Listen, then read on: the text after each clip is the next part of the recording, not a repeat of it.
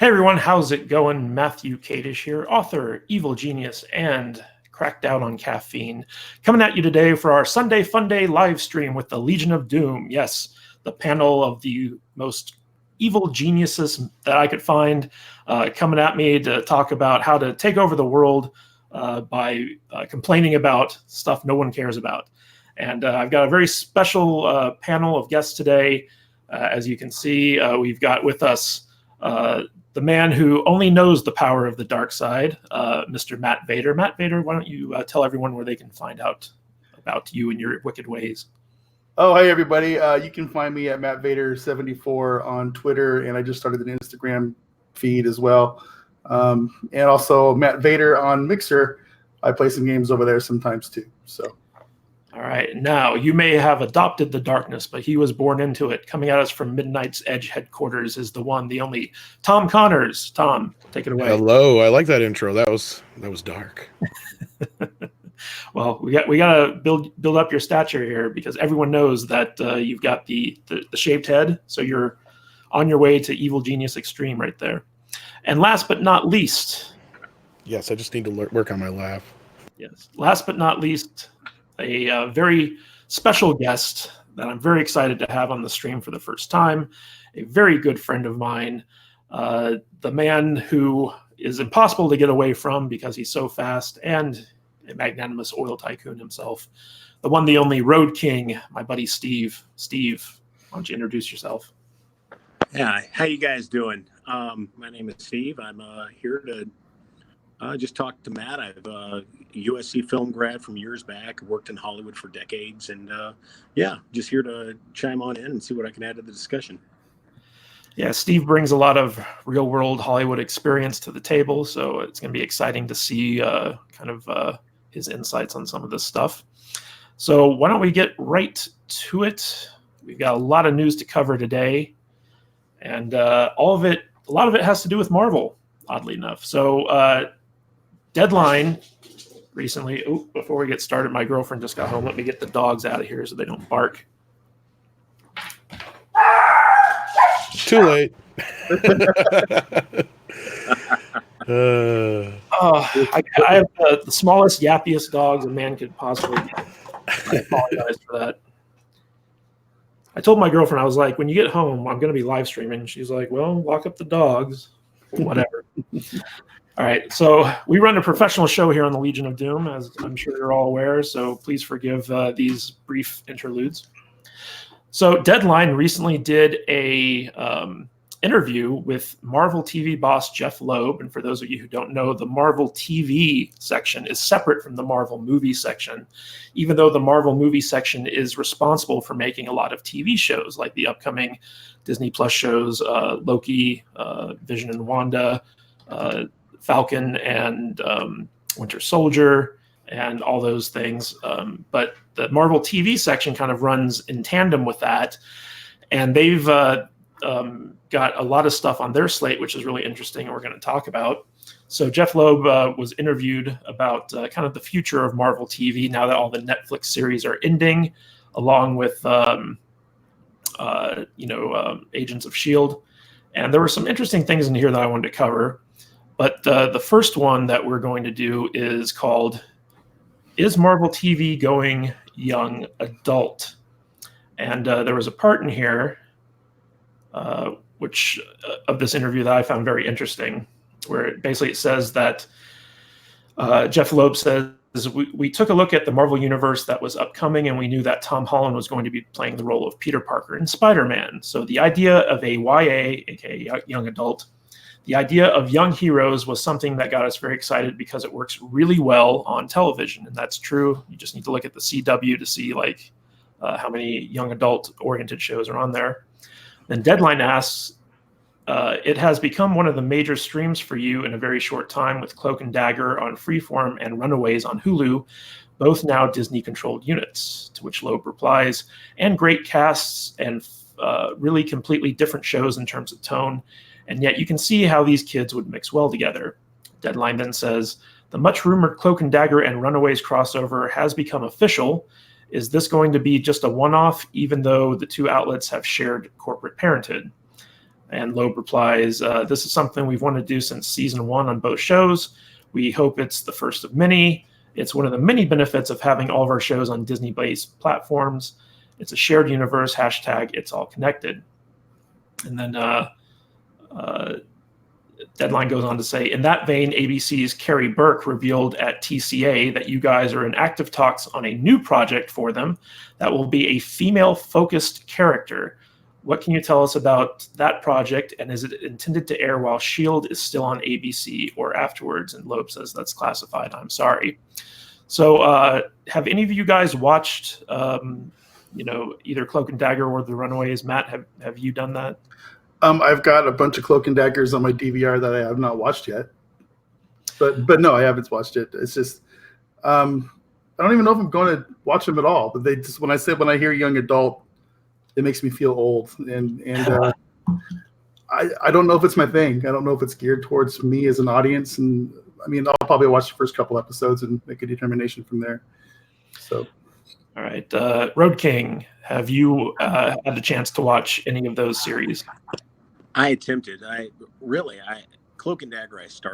I fell asleep during the first episode. It just really didn't do it to me, and I lasted 5 minutes into Runaways. Honestly, it just didn't really do it to me. I don't think it had anything to do with being a young adult. I just found it boring, and then to mind you, I watch all the CW shows. I watch Supergirl. I watch Arrow. I watch Flash.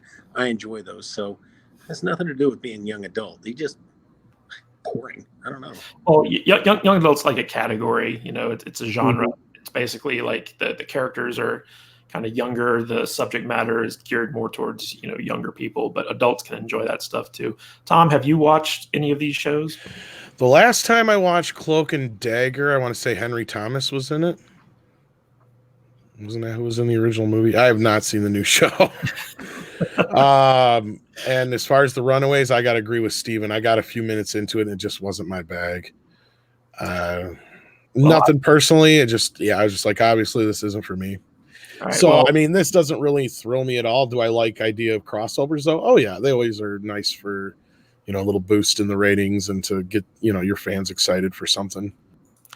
Well, I've watched both seasons of Cloak and Dagger. I actually thought the show was really well done. I really enjoyed it.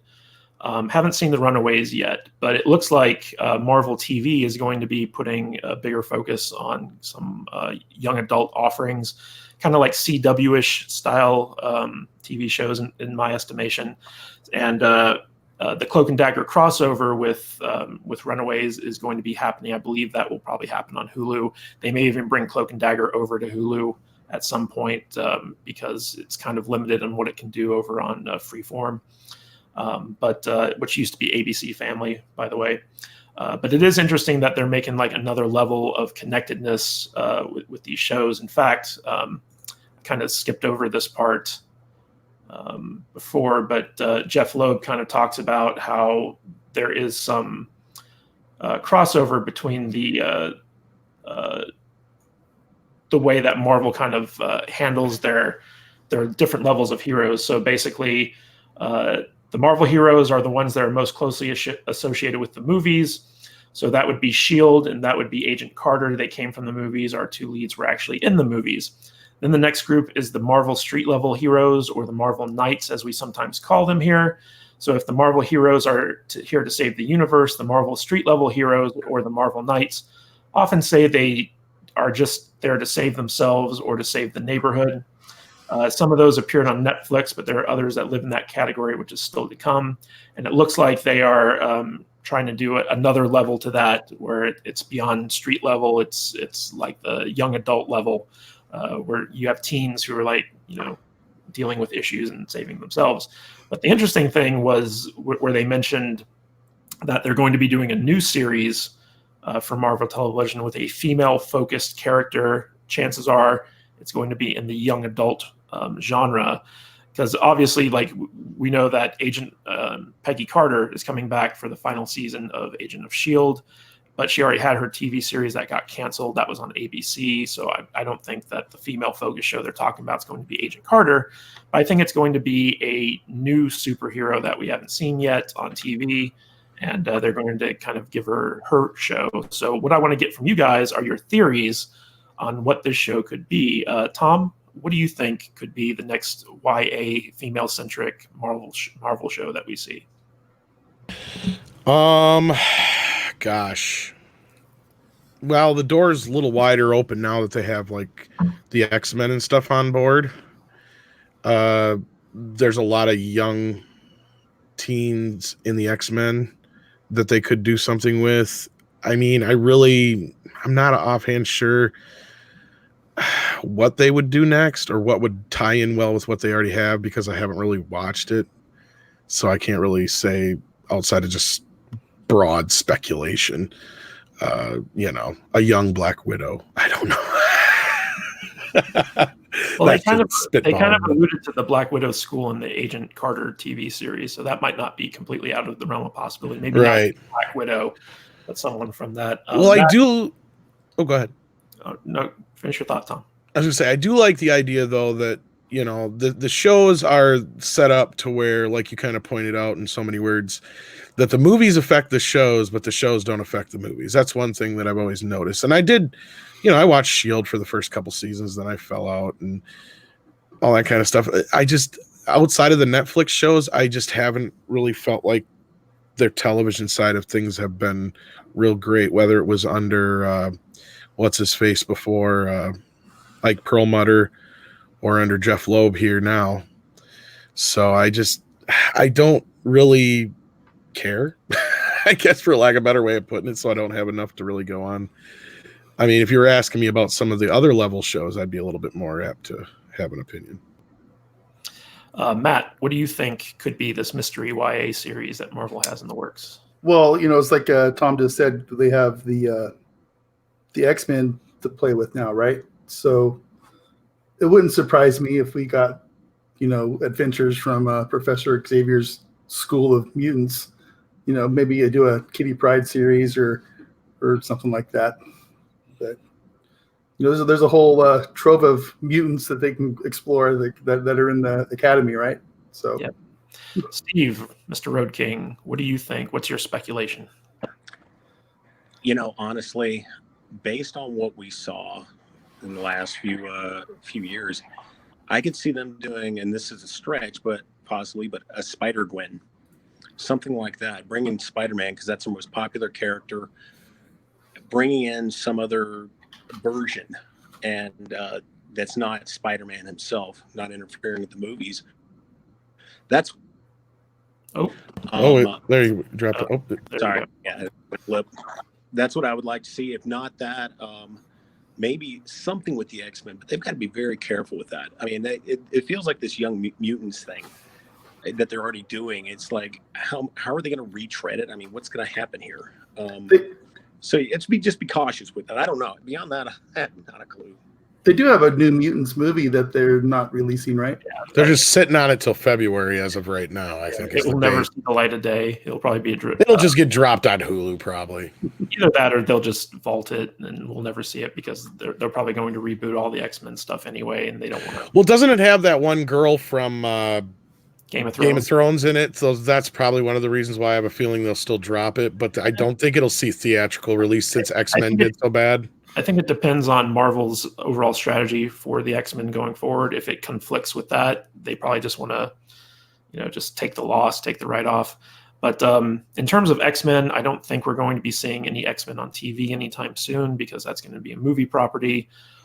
Spider-Gwen's an interesting idea, but those rights are locked up with Sony. I was going to say, doesn't Sony get in the way there? Sony speaking from my point of view. So what I'm thinking is because it's a female-centric TV show, and because we know Marvel is going very heavy in the kind of representational direction, my guess would be a Ms. Marvel TV series, either that or a Squirrel Girl, because we know Lena Dunham for a while has been kind of advocating for the Squirrel Girl show. What do you guys think about that? That was one I was going to mention, but I thought that one had already been announced, so I thought it was already kind of in the pipeline. So Well, I don't know in what context it was announced, and I don't even know if it's actually moving forward. It could have just been talking about it. Maybe I misconstrued it with being announced. It was so long ago. Yeah, it had been rumored for a while because I know that Lena Dunham had been kind of advocating for the role.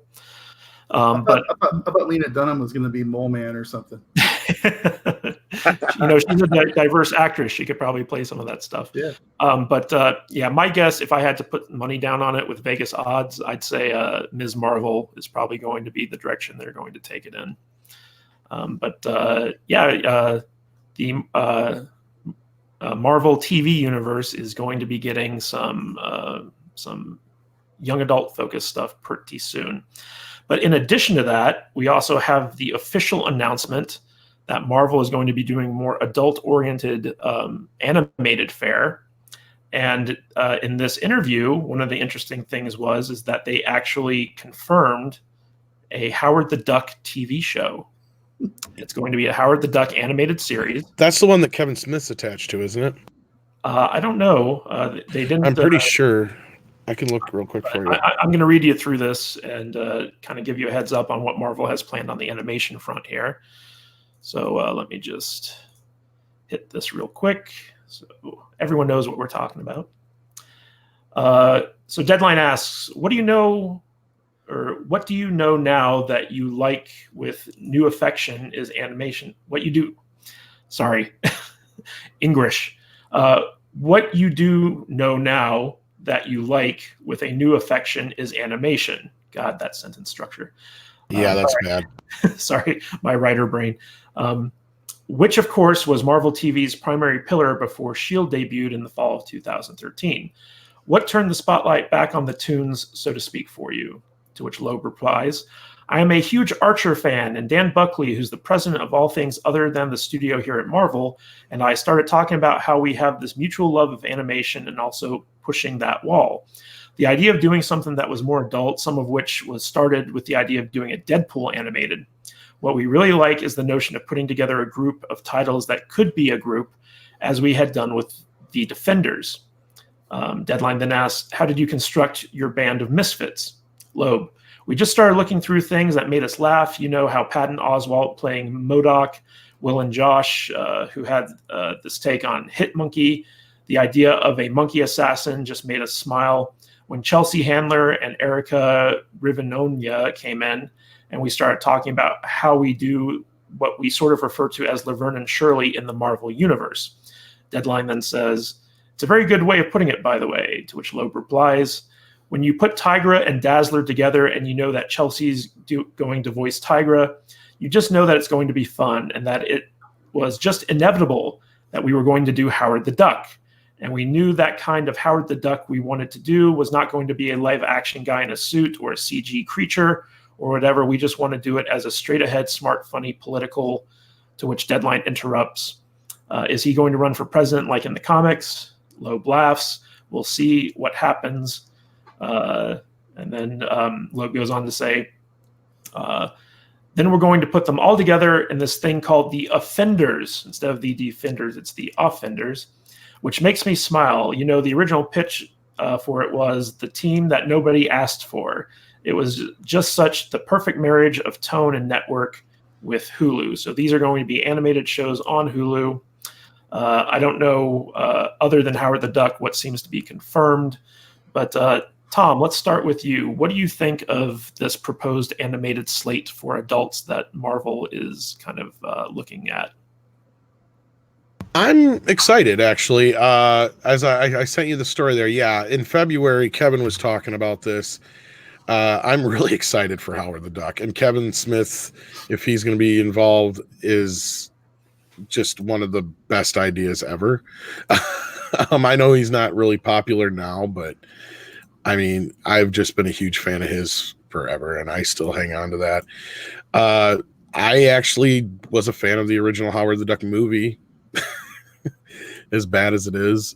So that is what I'm really, really looking forward to. I mean, as far as the Offenders thing, it's a hilarious idea. It makes sense. It's about time they did something like this. So what do you guys think? Yeah, I think Patton Oswalt as the voice of MODOK would be pretty cool. Roadking, What are your thoughts on Chelsea Handler playing Tigra?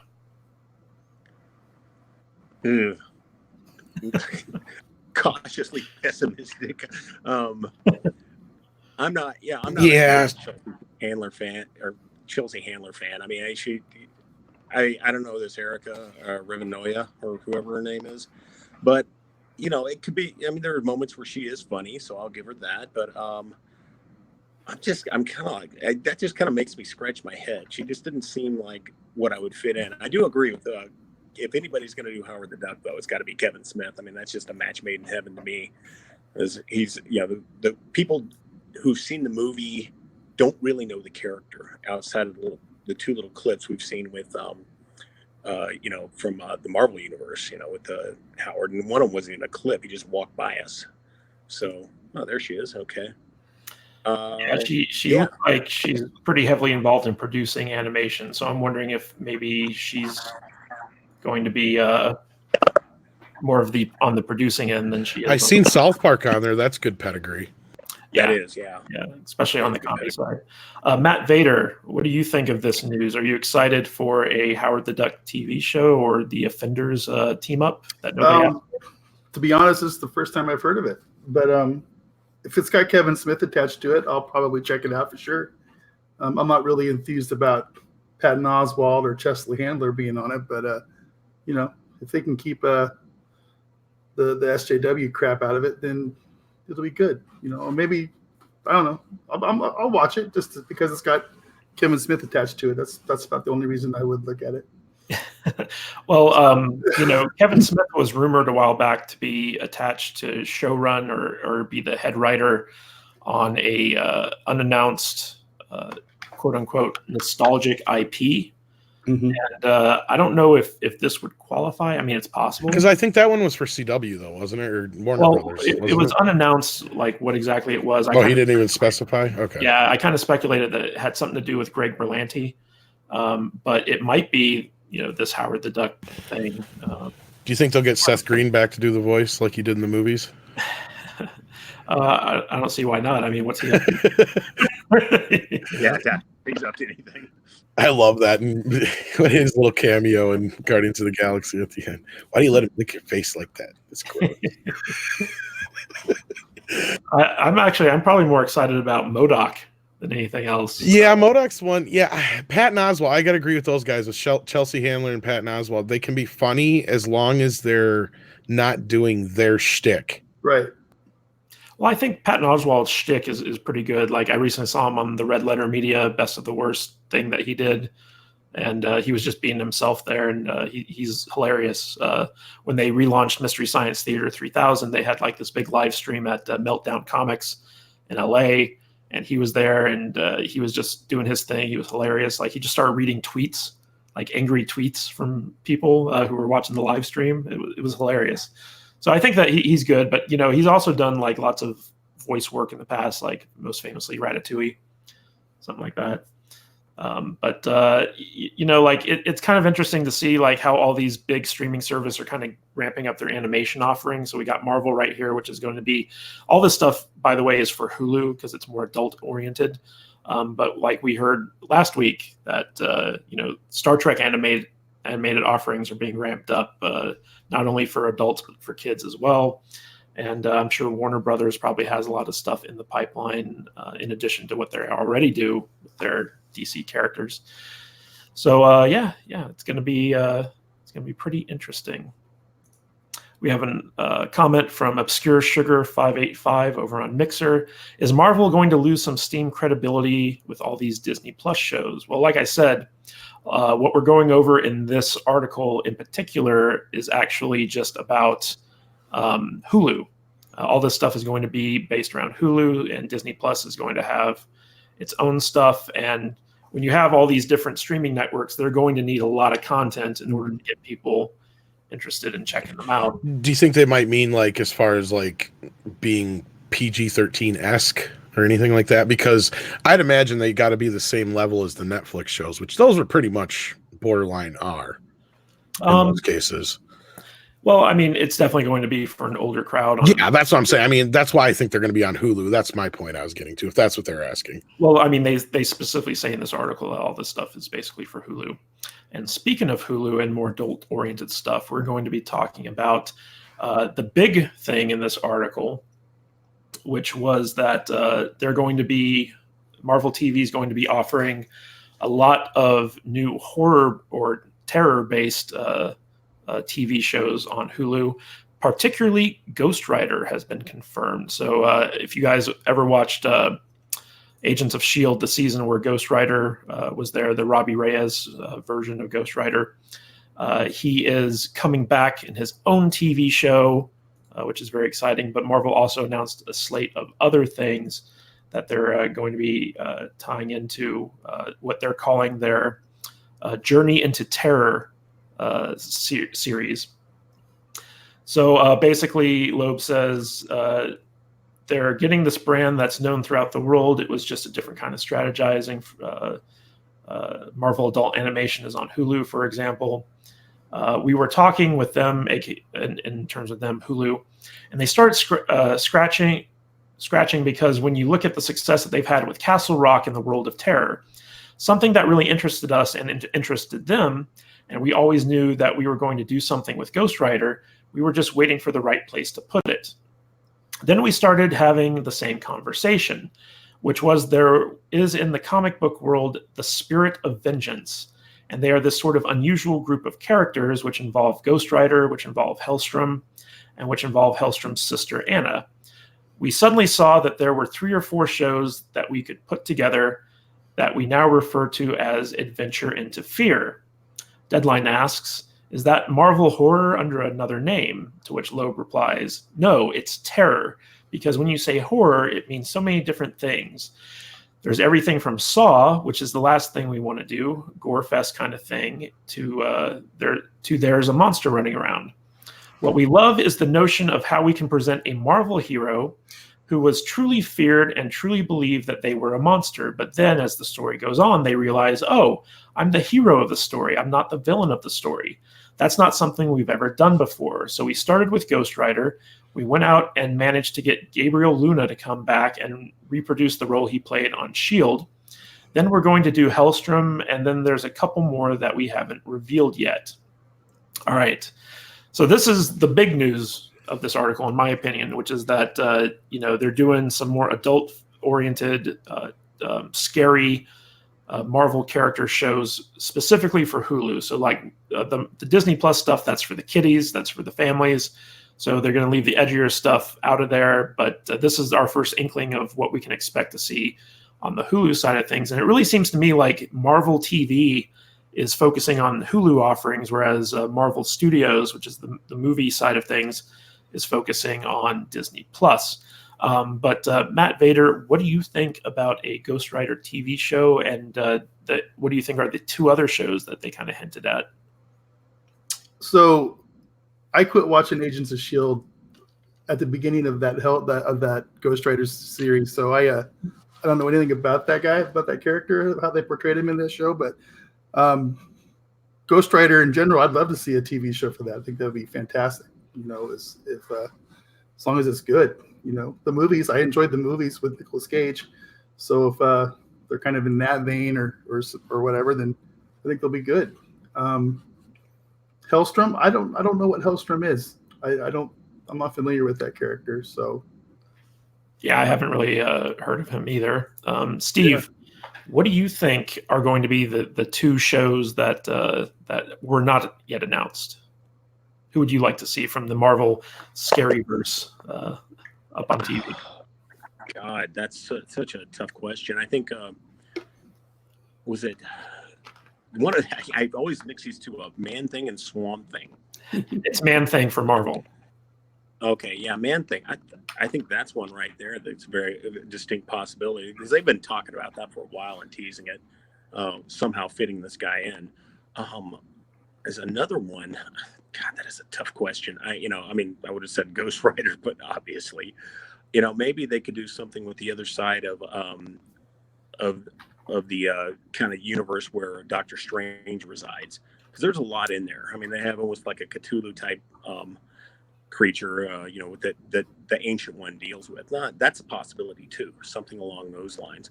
I mean, getting back, what's her name to play the Ancient One? It might be a tough shot, but they're playing it close to the chest. It's vague, so we'll see. I mean, I'm putting some faith in them. I didn't see Ghost Rider or in Agents of S.H.I.E.L.D. I bowed out of that show a while back. And Matt, you and I talked about that. I mean, it was the structure of that show just drove me nuts. It felt like a show from a different era. And so, yeah, I mean, I didn't stick with it. So I never got a chance to see this guy playing, Robbie Reyes. So I'd be interested to see how they do it getting it off ABC and onto a streaming channel. Well, I did watch that whole season, and the Robbie Reyes Ghost Rider that Gabriel Luna here portrayed was the highlight of that season. Like, he was a really good character. They handled him really well. It was a different Ghost Rider from what people who watched the movies or read the comics might have expected, because it wasn't, the Johnny. Is it Johnny Hell? I forget who the Johnny Blaze. Johnny Blaze, yeah. It wasn't him on his motorcycle, even though like he that version of Ghost Rider did kind of make a cameo in the season. But the Robbie Reyes version was new to me. So like I went in there with really no expectations, and he was actually really impressive, I thought, as a character. And so I'm actually pretty excited about this news. Now, Tom, what I want to ask you is, so the big news at Comic-Con this year was that Marvel came out and they announced a sequel to Doctor Strange. But they also announced that Mahershala Ali was coming in. Why did I know you were going to ask me this? Oh, yeah. And as Steve mentioned, the Doctor Strange comics actually have a lot of crossover with these kind of like Journey into Terror characters, where you had the crossover with Blade, with Ghost Rider, with Morbius or Mobius. I don't know, the living vampire guy. Mobius, yeah. Who unfortunately I think his rights are tied up at Sony, which is they're actually making a movie of him right now, I believe, with what's his face, Jared Leto. Yeah, but my speculation after they announced the Blade and the Doctor Strange stuff was that Doctor Strange is going to be like kind of horror or terror centric, and they're going to introduce Blade in that movie and probably use that to spin off a lot of these characters like Ghost Rider and stuff like that. So what do you think we can expect in terms of like that type of crossover, and what do you think the two unannounced shows are going to be? Well, it's funny you mention it, because I was going to go there anyway, kind of. I'm along with Matt and Steven. I have not seen this version of Ghost Rider. I bowed out of S.H.I.E.L.D. way before that, and for similar reasons, it sounds like, to Steven, because it was just a horribly structured show, and it was one of those shows where everybody thinks they're cooler than they really are. That's the problem. It's a show that like it has some really good seasons, and then it has some really bad seasons, and it was never very consistent. Right. Yeah, that was the other problem, is it did have some moments, and I do love Coulson, don't get me wrong, but yeah, everybody else in this show just drove me nuts for the most part. As far as like the darker side of things, I'm really surprised at this, because, not to go off of what you were saying, but kind of where I'm coming from here is, when I was younger, I swear Ghost Rider was a bigger character than Blade. I don't even really remember Blade until the Wesley Snipes movies, really. I mean, I'd heard of him before that, but I was much more aware of Ghost Rider. So I'm surprised things aren't flip-flopped here. And I'll get to your question in just a moment. I'm surprised that they aren't rebooting Ghost Rider in theaters as a PG-13 Marvel MCU character and leaving Blade for the much darker Hulu show, because from what I know from the person that I got my info from on the whole Blade situation is they're going to go PG-13, and I said this way back when, and they're going to go as hard PG-13 as they can. But again, like you pointed out, to get back around to it, his movie is not going to come till down the way. And they casted Mahershala Ali, is that how you say it? Mahershala? Yeah, I think so. They casted him pretty quick. And for them not to have a Blade movie down the way, I think you're right. He's going to get introduced somewhere early on. And the Doctor Strange movie is a very good possibility, because like Steven was bringing up, they're opening the Doctor Strange universe to all the horror elements, like the all the darker stuff like we're talking about here. So I think there is going to be some crossover here. Now, I don't know though if Ghost Rider and Blade will ever meet. I don't know. That's a big improbability.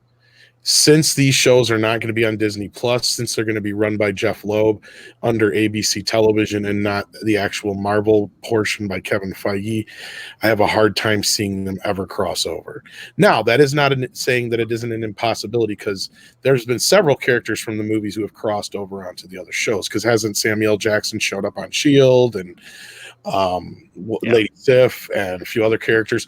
So you never know. Blade could pop in at some point in a small cameo and it cross over somewhere there, or they could do something in the realm of what Steven was talking about and just have What's-Her-Face pop in for one quick episode as the chosen one and just like do something to kind of set off the show.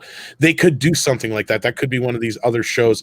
They have lots of dark characters they can pull from, that these two shows could be in tons of possibilities. Now, I'm just surprised because I think Blade would have worked so much better as a TV series. I don't know why they insist on making it a film. And well, it's not confirmed that it's going to be a film yet, right? It is pretty much, as far as I know, a movie. I mean, otherwise, most of my knowledge comes from Wesley Snipes' situation than anything. So I can't really comment too much further than that, other than I knew, certain aspects that have already come out. So pretty much most of my knowledge is already out there, that they were going to go with the whole make him his religion Muslim, thank you, and stuff like that. And I knew those kind of things, so I was kind of on the ropes about the whole thing to begin with, and just to me it's like I feel like their hands are more tied by doing it as a movie, to where Ghost Rider you can do in PG-13 much better and easier than you can with Blade, if you get what I'm saying there. But yeah, totally back to your question, I do think that that's what this door is opening for. I think that's what they're going to do with this. I think that the Doctor Strange is going to open the door for these series to exist in a darker, much stranger Marvel universe. Yeah, as far as the two unannounced series go, I think Steve was onto something with the whole man thing. Yeah. I think that they're definitely going to do that, especially now that DC has kind of given up on Swamp Thing. There's not going to be a whole lot of... That's the only reason I'd be I don't know, because it's how Swamp Thing turned out, but that has more to do with their filming deal than the actual show, right? Yeah, there were some behind-the-scenes shenanigans. From what I hear, the show is actually pretty good. I haven't had a chance to check it out yet. I've heard both sides to it. I've heard it's good. It starts out good and turns to shit. So I don't know. Well, I think that probably might have had something to do with the production issues. But I also think that there's a possibility, even though he's not supernatural necessarily, that the other show could be Moon Knight. That seems to be that is a character whose names have popped up a couple times. Yes. Yeah, constantly. Actually, I keep hearing about Moon Knight. It's like the Batman that's Marvel Batman. But if you really look at the character, they're not exactly that close. Yeah, they're not. But Moon Knight has the whole multiple personality disorder thing that could bring him into kind of more the psychological terror end of things. So that's always a possibility. I guess we'll have to wait and see. I do know that there's some speculation that once the 2-year non-compete thing with Netflix goes through, that Marvel TV is going to try to bring back a lot of these shows, which actually brings us into our next story, which is basically an interesting little segment in this interview where Jeff Loeb basically admitted that the cancellation of the Marvel TV shows by Netflix was a surprise to the people over at Marvel. So basically, Deadline says, it's a new twist after the Netflix situation, which started on such a high and ended almost as a case of death by 1,000 streaming cuts, didn't it? To which Loeb replies, the hardest part was, while the situation at Netflix, of which I really can't go into, other than to say that we were blindsided and the things that were to come weren't finished yet. We weren't ready to announce that, so there was the space in between it. So it did look like maybe we were going to go out, then suddenly we were arising again like the Phoenix. And I apologize for my reading of this stuff, but this seems like a transcribed interview. So it pretty much is, I think. Yeah. So like there wasn't an editor who came in here and cleaned this up. So I'm trying to read it the best I can. So thank you everyone for your patience with this. But basically, from this little bit of information, it sounds like Netflix just kind of, once they saw what Disney was planning in their Disney Plus streaming to come compete with them, it sounded like they got kind of scared. And so they were like, well, we don't want to be paying for these productions that, we're basically paying Disney to make these shows for us that they're eventually going to yank. So it sounds like the people at Marvel were kind of blindsided by the cancellations. And if you watched Daredevil season 3, you kind of knew that, it was obvious they were planning for another season with, some of the cliffhangers there. And then when stuff started getting canceled, Marvel was like, oh, we got to adjust our plans. And so like they changed the Punisher and Jessica Jones to be a more complete story. Matt, what do you think about this? Do you think that this was, something that Marvel should have seen coming? Or do you think Netflix was smart to do this now? What are your thoughts? I think Netflix was crazy. Those Daredevil and Defender shows, all those series were fantastic. I could watch 10 more seasons of Daredevil alone. It's probably some of the best stuff Marvel's put out. It's better than some of the movies, in my opinion. The Kingpin, what's the actor that plays the Kingpin? Vincent D'Onofrio. Yeah, he was amazing. And I was just, it's one of the few shows that I've sat down and watched the entire run in like one sitting. And I hate binge watching TV, but those shows were all good. And I think it was foolish for them to dump them like they did. And I hope Marvel picks them up and keeps running with them when they can, with the same actors, because they should. Yeah, that'll be a little tricky. We'll see how that plays out. Steve, Mr. Roadking, what do you think of Marvel getting blindsided by this? Should they have seen it coming? That's so hard to say. I mean, I think it's seeing this whole scramble to get audience, with these different channels. I mean, I didn't see Disney making their own channel, at least not this soon. So it's tough to say. I mean, they did get blindsided, and I have to agree fully with Matt that I am shocked by this. It's like the one thing they could yank off the air. Those series, they were great, and they took comics in a way that the comics have gone. They've become more adult over the past 30 years. I'm blown away. It's like, of all the crap you guys could have chucked off the air, that's what you threw here. Come on. But I hope they do pick them up, and I've got my fingers crossed, but not counting on anything. I mean, it seems like Disney's bumbled their TV as well as an exact opposite of how they've handled their movies on some level. I mean, this just sucks. I mean, I won't sugarcoat it anymore. I pray that they get it, but who knows? I think Disney pulled a slimy Jack move, but what can you do? All right, so Tom, let's unpack this a little bit from the business perspective. What are your thoughts on this? Oh, well, this basically confirms our report on the whole matter. And basically, for me to break that down real quick, like Matt said, they should have seen it coming. It was an underhanded move by Netflix. It was a stupid move by Netflix. It was a reactionary move by Netflix. They were going to regret it. But right now, to them, it was the best move because they seen as themselves helping the competition. So their easiest solution was to cut it off. And yeah, it took them by surprise. And as I said, they should have seen it coming, though, because they knew this was happening sooner than later. Unlike Steven, they knew in the background that they were going to be doing this, that Disney was going to start their own service.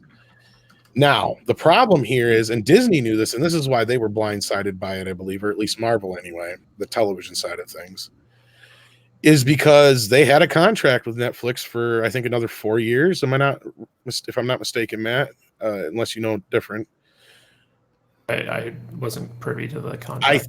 Yeah, I think it was for originally like a 7-year deal, so there was like another 4 years left on it or something like that, or at least there was last year, so it might only be 3 now, if I'm not mistaken. But point being, they knew these characters were tied up in the Netflix shows no matter what. Disney can't just go out and make new Daredevil tomorrow. They can't.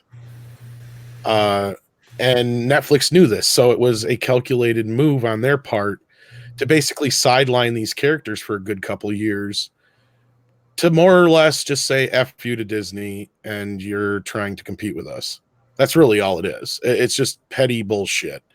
And again, the sad part is, unless there's some loophole in the contracts to where they can use these characters in movies somehow, which I think we would have seen them in Endgame if that was the case, then I don't think we'll ever see these characters again, at least in the form that we know them as. There'll be something completely different in a couple years from now on Disney Plus or Hulu. Matt, unless you have something else to add to that, I think that's pretty much the cut and dry of it at this point. Yeah, I think the reason we didn't see them in the movies is because Marvel Studios is a different branch. For everyone out there who doesn't follow this stuff, so basically Marvel Studios used to be under the control of Marvel Publishing, Marvel Comics, which was run by Ike Perlmutter. And basically Kevin Feige kind of pulled a Game of Thrones fast one on Ike, and because he was frustrated with how Ike was running things. And so he went to Bob Iger, the head of Disney, and said, hey, break me off into my own studio or I quit. And Bob Iger was like, well, we don't want to lose you, so we're taking you out of Marvel Publishing and giving you your own kind of kingdom within the Disney empire. So that was a power play by Kevin Feige to basically break the Marvel Studios away from the publishing. But the TV part of the production stayed with Marvel Publishing. And so, well, and for some context, Ike Perlmutter is a penny pincher, big time, and a control freak. So just so that's out there. Yeah, so like Feige wanted to do a bunch of stuff that Perlmutter kept vetoing, and he was getting really frustrated. But basically, Jeff Loeb, who runs the TV end of things, he's still kind of under the control of Perlmutter. And so there's that division there between the TV side and the movie side, which is why we don't see a lot of crossover going on there. But the ramifications of this are kind of interesting, because in the contract of what I do know between Netflix and Marvel is that there's a non-compete clause for at least 2 years after the time of cancellation, where Marvel can't take those characters and put them on like a different service or a different network. So basically, I forget when exactly Netflix dropped the ban hammer on them, but from that point on, or the cancellation hammer, from that point on, basically Marvel isn't allowed to use these characters at all in terms of TV or movies for 2 years. And 2 years is a long time, because actors can go off and get booked on other series or other movies and scheduling wise and stuff like that. So when they do bring them back, if the actors aren't available, it might be hard to get them to come back. But there is the possibility that Marvel is giving these actors assurances that, once the non-compete period's over, they're going to reboot these shows on Hulu or, probably Hulu, not the Disney Plus end of things. So that's what I would think. Yeah. So like that's a big possibility. Although, like, I do think that the only good Netflix show, in my opinion, was Daredevil. Like, Daredevil was just consistently really good. All the others were. There could be something to what you're saying, though, man. There could be something to what you're saying, because Vincent D'Onofrio had kind of alluded to something like that in a couple of tweets. And he'd even mentioned and teased something about showing up in a Spider-Man movie in the future. So you never know. That's a good possibility. And this was right at the same time all these shows were getting canceled.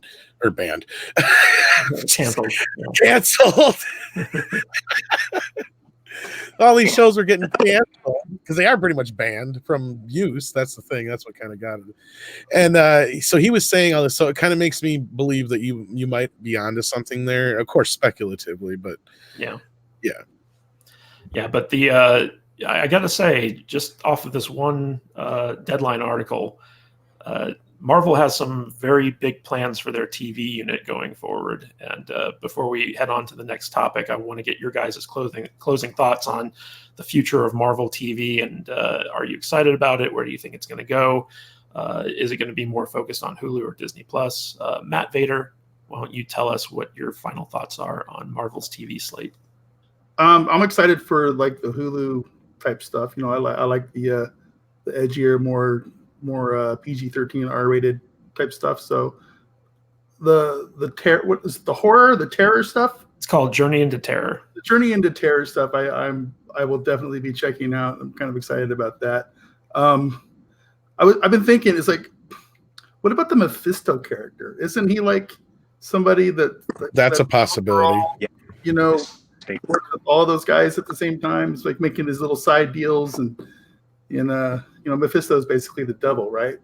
Yeah, he basically ruined Spider-Man for a good long run. Yeah, and they also, Hellstrom, the only thing I know about him is he is the son of the devil. That's the only thing I really know. Yeah, so that could play into that whole thing too. You never know. I got this weird like anthology show going through my head right now with like Mephisto playing the Crypt Keeper role at the beginning of the show. So I don't know. Like a Twilight Zone for the Marvel universe. Yeah, for sure. So all right, Steven, what are your final thoughts on Marvel's TV slate? Well, I'm excited. I think it can turn out something really good. My biggest concern is that they're not cleaning up their mess. I mean, this Netflix thing, Disney. I mean, it's, to paraphrase an old friend of ours, it's like two retards hitting each other with sticks. I mean, they just did a terrible job of handling this on both sides. And I didn't realize Netflix had pulled that crap. That's just awful. But because we suffer, and it's like you want audiences to stick around. Do it right. But I'm excited. I think this has a lot of potential, and I'll definitely tune in to check it out. I don't know how long I'll stick around. I'm pretty finicky these days, but this could turn out to be something really cool. So cautiously optimistic again. And Tom, what are your final thoughts on this proposed Marvel slate? Well, I pretty much agree with everybody here, and I gotta just say, like with what Steven just said, yeah, it was pretty stupid on Netflix's part, and I'm sure they'll learn in the long run that they would have been better off hanging on to the situation, because they could have been the vindictive girlfriend then. They could have really had some fun with them then. Yeah. They go, no, we're going to change this. We want you to change this in the show, and really made the shows really bad and really messed with them for the next couple of years. But instead, they took what they seen as the easy out and the quick jab now, and instead they could have really hit them hard later on. But anyway, I think the one thing that stands out to me besides the horror stuff, which I'm really interested in seeing what they do there with that stuff, like everybody else here, is Howard the Duck. I mean, Howard, I am so still like stoked about. I can't wait to see what they do with Howard. So, and that could even tie in with a lot of this stuff too, because he deals with a lot of crazy shit in the comics too. So it'll be interesting to see how much these shows cross over with each other, how much the horror stuff might even interact with the other stuff. You never know. It'll be interesting to see. Now, what I hope it doesn't become is Ike Perlmutter's penny pinching crap, because if that's the case and the shows just get junky, then that's the only thing I'm afraid of. Because I loved the Netflix shows, but I didn't get too deep into them. I still have a ways to go, but I fell out because I'm like, oh, they started canceling them left and right, and I hadn't finished them yet. So I was like, well, screw this. What's the point? So I really hope that these shows are good enough to keep me interested. And yeah, it'll be interesting to see, because we've talked about the streaming wars that are coming up on the horizon, where content is going to be king, and the more content these streamers have, the more reason people have to subscribe to them and stay subscribed on the long term. And Disney has definitely got a formidable slate of content coming our way, and I'm sure Netflix is kind of scared about that, because their content offerings have been pretty anemic, especially this year. But let's move on from Marvel to some DC news, shall we? Basically, I found this article which reveals the plot for Robert Pattinson's The Batman. Now, there are no spoilers here, so you guys don't have to worry about that. I'm just going to read through this article real quick and then get your thoughts on what the proposed story of The Batman is. And essentially, it's basically they're going to focus on a murder mystery as opposed to something a little bit more superhero-ish. So it's going to be kind of more like The Dark Knight, in the sense that it's going to be more grounded, more of a kind of like a crime drama. Slowly but surely, actually, let me read the article here. So the plot for Matt Reeves' The Batman has been revealed. This is on We Got This Covered by Matt Joseph. Slowly but surely, the pieces are falling into place for Matt Reeves' upcoming project, The Batman. Twilight alum Robert Pattinson has now officially been confirmed for the titular role, a decision that continues to split fans right down the middle. Tom, it's a good thing we don't have Rob on the... Which is sad, because he would have been better on the Marvel talk, but I don't know about this, yeah. And we're being told that the film won't have any connections to the previous outings of the DCEU, which is probably the right way to go. So basically, the new Batman film is going to be its own standalone thing. It's not going to have any ties to Batfleck or Justice League or anything like that. While we know very little about the plot itself, it's been rumored for a while now that the Batman will focus heavily on Bruce Wayne becoming a genius detective, and speaking to sources close to the production, We Got This Covered has now learned a little bit more about what to expect. In short, the film will be a murder mystery which takes cues from Batman: The Long Halloween, a 13-issue comic limited series written by Jeff Loeb, yes, the same Jeff Loeb who's now running Marvel TV, with art by Tim Sale. From what we understand, the plot will see a serial killer loose in Gotham City and Bruce Wayne taking it upon himself to track down the lunatic and put an end to his murderous rampage. Along the way, he'll investigate many of his biggest foes, with Penguin, Catwoman, and Riddler set to be the primary antagonists of the piece, while folks like the Mad Hatter and Two-Face will play smaller roles. So like we said, a murder mystery featuring many of the Dark Knight's most iconic villains. It's also been rumored that there's going to be a secret twist bad guy who's not revealed ahead of time, and may be the one who's behind everything. But who exactly that'll be remains unclear. We've heard from two different sources it could be Hush, but neither would confirm that 100%. In any case, this is certainly an interesting angle to take for the plot, as it'll ensure the Batman stands apart from previous movies featuring the Caped Crusader, which often made him more of a meathead and a physical brawler rather than a detective trying to solve a mystery. Now, Mr. Vader, I know that you have to get going pretty soon, so let's get your thoughts on this. What do you think of the plot of The Batman, the sparkly Batman movie, being geared towards a murder mystery? Sounds pretty good to me. I mean, I would love to see a movie like this. It's more, I don't know what the word I'm looking for is. Less Generic. Yeah, I guess so. Bring it, man. I'm all up for a new a reboot of this series with a detective Batman, a less physical one. Even though I'm sure we'll get plenty of the cool fights and gadgets and stuff too. But yeah, I think it'll be great. Well, it definitely sounds like this is not a horror or an origin story. Yeah. What do you think of Robert Pattinson as Batman? I'll admit, when it first got out there, I was kind of chuckling at the sparkly Batman memes, but I think he'll be okay. I mean, I'm not going to judge the guy because I haven't seen the dude play the role yet. So, I mean, everybody thought Michael Keaton was going to be terrible too back in the 80s, right? So let's see how he does. All right, Matt. Well, thank you for coming on the stream today. You are always welcome here in the Legion of Doom. Why don't you tell everyone again where they can find you? MattVader 74 on Twitter and Instagram, and MattVader on Mixer. So, all right, Matt, thank you so much for coming on. Man. See you next time. Thank you, Matt. All right, so Mr. Roadking, what do you make of the sparkly Batman murder mystery? Is this something that you think is a good direction for the franchise? You know, my first thought is, what the hell are they doing? I mean, the DCEU is just completely in disarray. It's like, okay, this movie's not connected. This one is, all that. I'm really kind of curious where they're going. I mean, I liked what they've done previously. I mean, there's certain outings that were awful, of course, Justice League, and I didn't like Batman versus Superman, but there's some others that have been pretty good. Ben Affleck in the cowl was great. Outside of it, not Bruce Wayne. So I like the idea of a murder mystery. That's a big part of Batman, and something they haven't really explored yet. I've been waiting for that. I mean, we saw it. I watched The Dark Knight the other night, and it's a little bit in there, but to really get into the depth of it, and I want to see how serious they take it, because that's kind of a thing. Are they too serious? Not serious? I don't care if they're too serious. This type of story lends itself to a very close to the vest Batman, which could be really cool. as far as sparkly Batman Pattinson, you know, I'm kind of in the arena of that. Yeah, I'm not exactly sold. Once I see him, I'll believe it. And if he's going to win me over, it's going to take something. But there's hopefully he can pull it off. The physicality of Batman is important to me. I mean, we look at Affleck in the cowl, that was done right. There's if he can pull that off, do something like that, good luck. It's hard to do, especially someone scrawny as him. But and then be able to pull off a Bruce Wayne, say like someone like who was Christian Bale, amazing Bruce Wayne. I'd love to see something like that.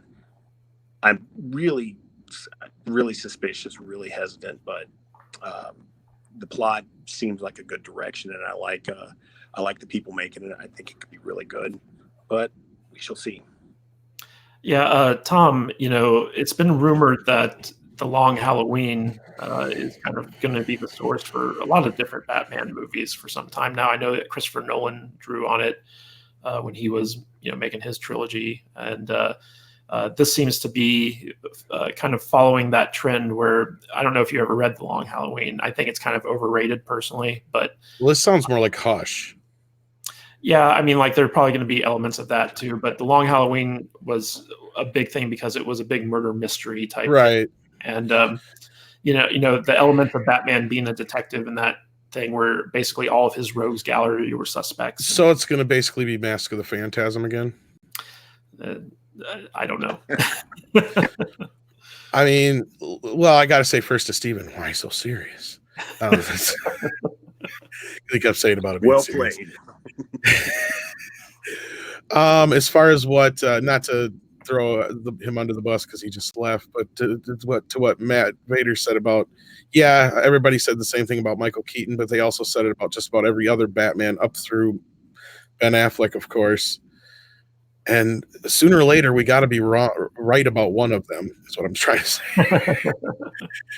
So, the odds are not in his favor in this instance, because let's put it this way. Ben Affleck did a pretty badass job as Batman. I mean, that's going to be a tough one to follow. That's my sparkly. I haven't seen him in enough stuff to really comment otherwise. That's my problem, is when I see him as the Twilight Kid. That's my issue. And I have a feeling that that's going to be the biggest thing for everybody to overcome. Even worse than Mr. Mom. Even worse than Ben Affleck. Because he is so synonymous with that role to just about everybody. Very, very few people have actually seen him do anything but that. Like Matt, you've probably seen a few of his other movies, I'm sure, as you'll say here coming up. But I haven't. Most of the other people that know him haven't. So they're riding on the fact that he's the Twilight Kid. Let's put it that way. The other factors into this, I hope it's more like the animated series, so I wouldn't be against basically a retread of Mask of the Phantasm in live action. That's something I've said we've needed for a long time. In fact, I'll go one more and say, why the fuck do we need a movie? Why can't we just get a Batman series? Why can't they just do the animated series live action? How hard is that now? It should be so easy to do. It wouldn't be that expensive. You could do so many cheap episodes to make up for the budget with a Batman series. I wouldn't. The movies. That's the problem, is Warner Brothers and DC rely way too much on Batman. And you have the other side of it, on TV side of it. I'm sick and tired of my Batman and Superman shows not having Batman and Superman in them. You know what I mean? I have no interest in Krypton. What was that, Steven? You said? Yeah, what'd you say, Steve? Right? I mean, it's like, where the hell are these guys? Yeah, it's like, I know, I'm not surprised Krypton got canceled. Who wants to watch a Superman show without Superman? It makes no sense. But anyway, yeah, I'm excited to see what they do with some of these new characters, or these characters in new incarnations. We got to reiterate, though, we got it covered was the same people who were saying they were going to gender swap the Penguin, I believe. So we got to really take whatever they say with a grain of salt. Their track record is not turning out to be the greatest yet, because I noticed they're kind of new on the scene, and a lot of stuff we reported them has turned out to be nothing but bullshit. So not to put it bluntly, but so definitely take this with a grain of salt. But this sounds in line with what we've heard. And I love Matt Reeves as a filmmaker. I've loved his 2 8 movies. So I ever since he's been announced to be a part of this, I've been on board with it. But the more I hear about it, the less I like, other than this synopsis. But this could just be a Dream fan synopsis too. As I said, it sounds an awful lot like, you know, the Batman animated series where he was the world's greatest detective. He wasn't. Yeah, I've definitely heard from multiple different sources and you know, publications that the focus of this is to be more of a crime drama, more of a mystery type thing. So I think that this is kind of in line with that. The question is, where are they pulling the source material from? Is it going to be based off of The Long Halloween? Are we going to get multiple Batman villains in this movie? The thing that disappoints me the most is that they do seem to be abandoning the whole shared universe thing going forward with the DC superheroes, where they're kind of like in their own little categories. I'm not surprised. They said they were gonna. I'm not surprised either, but I am disappointed because I feel like, you know, they're like, they failed and they know they failed, and so they're just throwing in the towel. And you know, getting to see, you know, iconic superheroes interact with one another was part of the fun, and it's one of the things that made Marvel like a lot of fun. And you know, it's funny because like they start off with the DCEU and then they're branching these characters out. They're keeping the same actors as the same characters, but then they're dropping all the connections, and it's weird, don't you think? Well, I have a feeling we won't see Henry Cavill back, or Cavill, however we say his name. So that, I mean, obviously Affleck's gone, so that's never going to happen again. The only reason they're keeping Wonder Woman and Aquaman is because those are the only two that have actually worked with audiences. That's why. and to disconnect them from the rest, I really don't care, because I didn't really care for the first Wonder Woman movie. I have high hopes for the second one being much better, because Snyder is nowhere near this one, because I feel like a lot of the issues I had with the first film had him written all over it. So I don't know how you felt about it. You know, they still have Shazam, and they kind of teased. Oh, Shazam, I love Shazam. Crossover there. They acknowledged Aquaman in Shazam. They also apparently the Flash movie still going. Well, I don't have my connection like I used to Warner Brothers, like I said, but I do recall the plan being that they will still do connected movies, but they'll have the separate universe, and that's where this Joker project is kind of key, is to show everybody we're having separate things go on here.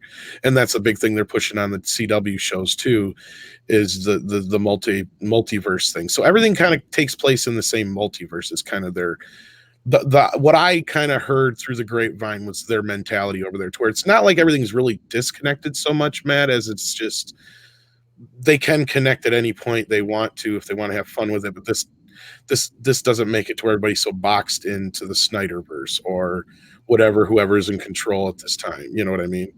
Yeah, and we don't even know if the Pattinson's Batman is meant to be the younger version of Affleck's Batman at this point. According to this, it's not, and I've heard basically this is supposed to be a fresh reboot. This is, from what I heard, it's supposed to be a fresh reboot. But then it makes you wonder, like, well, how does the Suicide Squad sequel fit into all this? You know, from what we've heard, not much. Yeah, I mean, like that's still kind of in the thing. Steve, did you have anything to? Yeah, well, yeah. I mean, that's the whole thing. That's why I was asking, what the hell are they doing? It's like, okay, this guy's over here in his own universe. This guy's over here in his own universe. These guys are no longer in their universe. The whole thing seems like a mess. And they, you know, I did feel like they kind of threw in the towel. You know, someone said earlier that it makes sense. I mean, we've got a huge issue sitting there. That's you know, this whole thing they've got to unpack. And I have no idea how they're going to do it. Hopefully they do a good job and they start producing, you know, better movies. And, you know, it's interesting because they did this whole thing with, you know, this Justice League movie. And I'm really interested in seeing Snyder's cut of it. I was never on board with Joss Whedon jumping in. I mean, I hate to say it. I'm maybe in a minority opinion, but I thought the first two Avengers I don't think they hold up too well. I think they're both kind of boring story-wise, and I thought they kind of crappily put together. I mean, I felt Marvel course corrected really well, but he seemed to be the common thread there. And this Justice League, whatever he did to it, it didn't work. I mean, so I think if they've got this whole thing they've got to put back together, and it's in pieces right now, and I just hope they can do something with it. I mean, I liked Aquaman somewhat. I liked Wonder Woman somewhat. I thought Shazam was a lot of fun, and hopefully they learn how to grow from it, because right now they're just getting slammed, I think. The most interesting thing about the DCEU right now to me is the shakeup behind the scenes. And basically, I think that when Zack Snyder was running things, you also had the head of Warner Brothers, which was Kevin Tujahara, and Warner Media was still kind of like divided into its own separate kingdoms, where you had HBO off doing their thing, you had Turner Networks doing their thing, you had Warner Brothers doing their thing. And so there wasn't a lot of like kind of cohesive leadership going on there. And yeah, that's what I heard. Once Snyder got removed, once Tujahara got kicked to the curb, because we now have a new CEO of Warner Brothers, and once AT&T took over, and now they're kind of taking these three separate divisions and combining them into one. I'm wondering how that leadership structure is going to affect DC movies going forward, because it feels like they're removing a lot of the roadblocks and a lot of the people behind the scenes that were the problem, and they're really trying to course correct on this stuff. Tom, do you have any thoughts on that? It might be one of the few areas where AT&T might do good for Warner Brothers, is they'll kick them in the ass and tell them to get this fixed, because it is such a big deal. It's really one of the crown jewels they have at Warner Brothers is the DC catalog and the IP, or however you want to put it. It's just it's fucked up what I heard. Not to get too like, I can not necessarily confirm what you said, but I can, what's the word I'm looking for? Imply. A lot of the shit I heard was just what you said, is that there was no real leadership. Everybody had their own little division. Everybody knew AT&T was coming in. They were spending money like crazy because they knew that the bill was going to get picked up by AT&T, and everybody was running around like chickens with their heads cut off because they didn't know what the fuck to do, because this thing was bleeding money left and right. And I hate to break Steven's heart, but I don't think there really is a true Snyder cut of the Justice League film. And I don't know if you watched Midnight's Edge, but Matt might have seen the video that Andre dropped while I was out in Vegas, actually, with you hanging out. And he basically gave his reasons why there'll never probably be a true Snyder cut. And that was because Joss Whedon was brought on way early, to where his version was already going to be out the window before it even started. So whatever version we do see someday down the road, which is probably going to be 20 years down the road, 10 years maybe, will be just kind of a cobbled version of both. Kind of like the Richard Donner version of Superman 2. I don't know if you know what I'm talking about. Yeah, I was just about to bring that up. It's like, okay, one little clip is a hand-drawn card. I mean, it's kind of, it's a bummer that, but, I mean, I love to see it, but it was kind of more for nostalgia. Yeah, the whole thing with the Snyder cut, if at all possible, it's going to be something. I agree, something like that. It's not going to be anything that's going to be revolutionary new movie. Nothing like what they did with. As long as you don't go into it thinking it's going to change your world, then you're probably going to be fine. I mean, even the Donner cut was a huge difference, but I don't know if there's enough that exists of the Snyder version to even be that significantly different, is what I'm saying.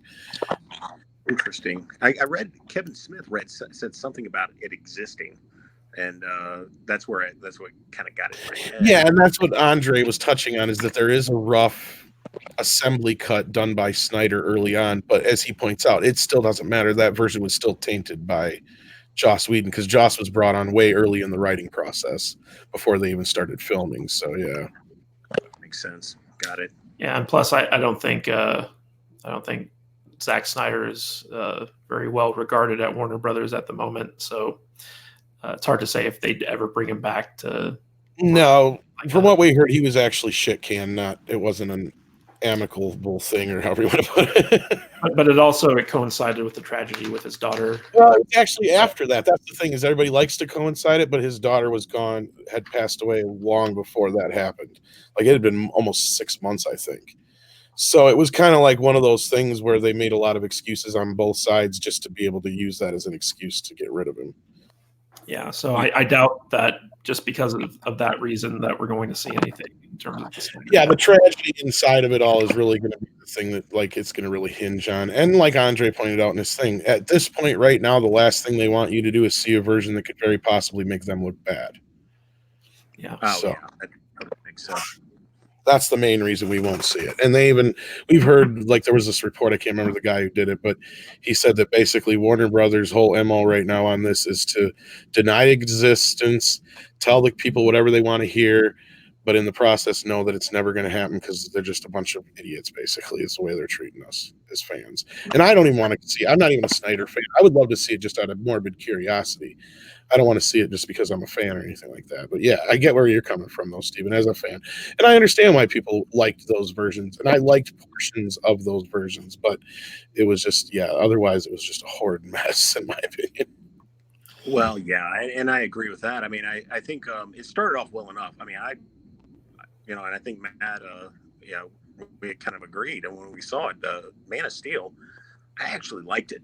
I really liked it. But then after that, I felt like it just went right off a cliff. And I really liked Henry Cavill as Superman. I thought he brought a lot to it. And a lot of people had issues that I never really understood with the movie. And I think a lot of that came down to Snyder bashing. I mean, this is a guy who, made 300, comes out. And mind you, I've met Zach years ago. I worked on a video, rock video he shot, or he was the director of, and I cast, and I didn't realize I had met the guy until later on. I kind of put 2 and 2 together. I was like, oh, that was him. But nice enough guy, so I feel bad for him. But, you can't, a bad movie's a bad movie. But he's so inconsistent. I mean, he made a 300, a lot of fun. A lot of people loved it, inspired men to work out. I mean, hey, that's great. Then he goes off and makes Sucker Punch. And it's like, okay, did anybody actually write that movie? Or was that just that's a prime example of his ability to write. Yeah. And then Man of Steel, hey, I thought it was fun. Then Batman versus Superman. The camera is more shaky than mine is right here. I mean, back and forth with it. It was just ridiculous. Paul Greengrass style. So yeah, he couldn't be trusted. I mean, it's sad to say he couldn't. So yeah, the big downfall of Snyder is that he's a brilliant visualist. Like visually, his stuff is stunning, but as in terms of storytelling, the guy's not very good. He can't tell a good story. And if he's working with writers, like the writers, as long as like the source material is good or they deliver him a good script, he can pull out a good movie. But if he's the one kind of steering the ship, they typically kind of drop the ball on that. But let's move on from DC back to Marvel. Yeah. And Steve, you're probably going to like this because we are going to be talking about the possibility of a Spider-Gwen movie in the works. So Steve wanted to see a Spider-Gwen TV show, but supposedly, again, from We Got This Covered, who now I'm doubting because of Tom's. Well, this is actually something that's been in the news before, so this is just regurgitated. And so Sony's been doing this big push lately after the success of Venom to try to get their Spider-Man licenses off the ground and make them a little bit less dependent upon Marvel for their success here. And the big news today is that they're supposedly developing a live-action Spider-Gwen movie. So we're here with an article from Christian Bone, and it says, following the success of both Venom in terms of box office gross and Spider-Man Into the Spider-Verse in terms of critical acclaim, last year it seems Sony's universe of Marvel characters is here to stay despite its mouthful of a name. The studio has various properties lined up for the near future, including Morbius, Venom 2, and more. And apparently a live-action Spider-Gwen movie could be in the cards too. The alternate version of Gwen Stacy with spider powers has been a breakout comic book character in recent years. And she, of course, made her cinematic debut in Into the Spider-Verse, where she was voiced by Haley Steinfeld. A female-centric animated spin-off featuring Gwen, Spider-Woman, and others is already in the works, but we're now hearing a completely separate project is also in development. We Got This Covered has been informed by a trusted source, the same one who told us about the in-game re-release post-credits scenes well before it hit theaters, and that Taskmaster will be the Black Widow's main villain, that a live-action film for Gwen is in the very earliest stages of development. Of course, there's always a chance that it won't end up making it to the big screen, given that it's so early on, but the idea of Sony floating around this concept fits with other projects we've heard the studio has been developing over the past couple years. Remember those Kraven the Hunter and Mysterio solo movies that were announced back in 2017. Still, a Spider-Gwen film would likely be a lot more viable than building a franchise around a C-list Spidey villain. After all, there's a real thirst for more superheroines on the big screen right now, and Miles Morales already got folks used to the idea of a multiple Spider people. There's been a lot of interest from fans in bringing in the characters from Spider-Verse into live action, as well as many obviously calling for Steinfeld to reprise her role in the flesh. The actress is a bankable star, and it'd be a smart move on Sony's part if they got her back, but right now, it's too early to say which direction a Spider-Gwen film will head in. As always, though, we'll let you know once we hear more. So the big news is we're getting a female Spider-Man in the vein of Spider-Gwen. Now, I don't know if you guys have seen Into the Spider-Verse. It was an amazing movie. I loved it. Yeah, absolutely. Spider-Gwen was great in that film. And over the years, since I'd say probably about 2014 onward, whenever I go to comic book conventions, like there's so many people cosplaying as Spider-Gwen. Like she's super popular, she's big in the comics, and so it makes sense. But more so than that, and Tom, I want to get your take on this. Former head of Sony, E. Pascal, who is responsible for giving us the all-female Ghostbusters film, is the one who is kind of attached to all these new Spider-Man movies that Sony's doing. And this sounds right up her alley, like putting a young female superhero right at the forefront with a proven Spider-Man license seems to be like Amy Pascal's catnip, wouldn't you say, Tom? Yeah, you pretty much took the words right out of my mouth there. The part that I got to say, though, is I did see Spider-Verse, and actually Rob and I are notoriously the only ones on YouTube who hated it, and we call it Spider Curse. And I'm not even going to get into that here because that's beside the point. I think you're right. This report I do like. I will say that they do cite that the source that gave him the other leaks that were actually good. So they're getting, they're good on that part. They're getting better. So maybe there's hope for we got this covered. On the other end of this, yeah, I think you hit the nail right on the head. I think we already heard that the Spider-Verse Gwen movie was coming soon, her solo movie. This seems like a natural offshoot, and if I'm not familiar right off the top of my head with the voice actress who played her, but if she looks just like the character, then go for it. To hell with it. Why not? Haley Steinfeld was the lead actress in the Bumblebee movie. Okay, so she's the voice actress that did the voice in the cartoon too. Okay, yeah, then go for it. Why not? Will I like it? It's not made for me. That's my answer. Yeah, this sounds like Amy Pascal's MO. This is one of the few that she's come up with that's just crazy enough to actually work because it makes sense on paper and it will make sense on screen. It'll make at least 500 or better in theaters. So go for it. Why not? I believe it. Yeah. Here's Haley Steinfeld. Oh, yeah, she looks about like the character. You can make her look like she did in the movie. So. Yeah, I was actually kind of hoping that we could see Emma Watson reprise her role. In terms of, she was in the Amazing Spider-Man movies, and I love. Yeah, but she's getting a little old for that role now, isn't she? I love her. Don't get me wrong, but that's the way Hollywood sees things. Gosh darn it! I know she's too old now. Well, she's too old. By Hollywood standards. So, Steve, you were talking about how excited you were over the prospect of a Spider-Gwen TV show. What do you think of a movie? Well, I think it's one of those things where it's going to be either or. If they come out with a movie, then and it does well, I mean, they could possibly do a show.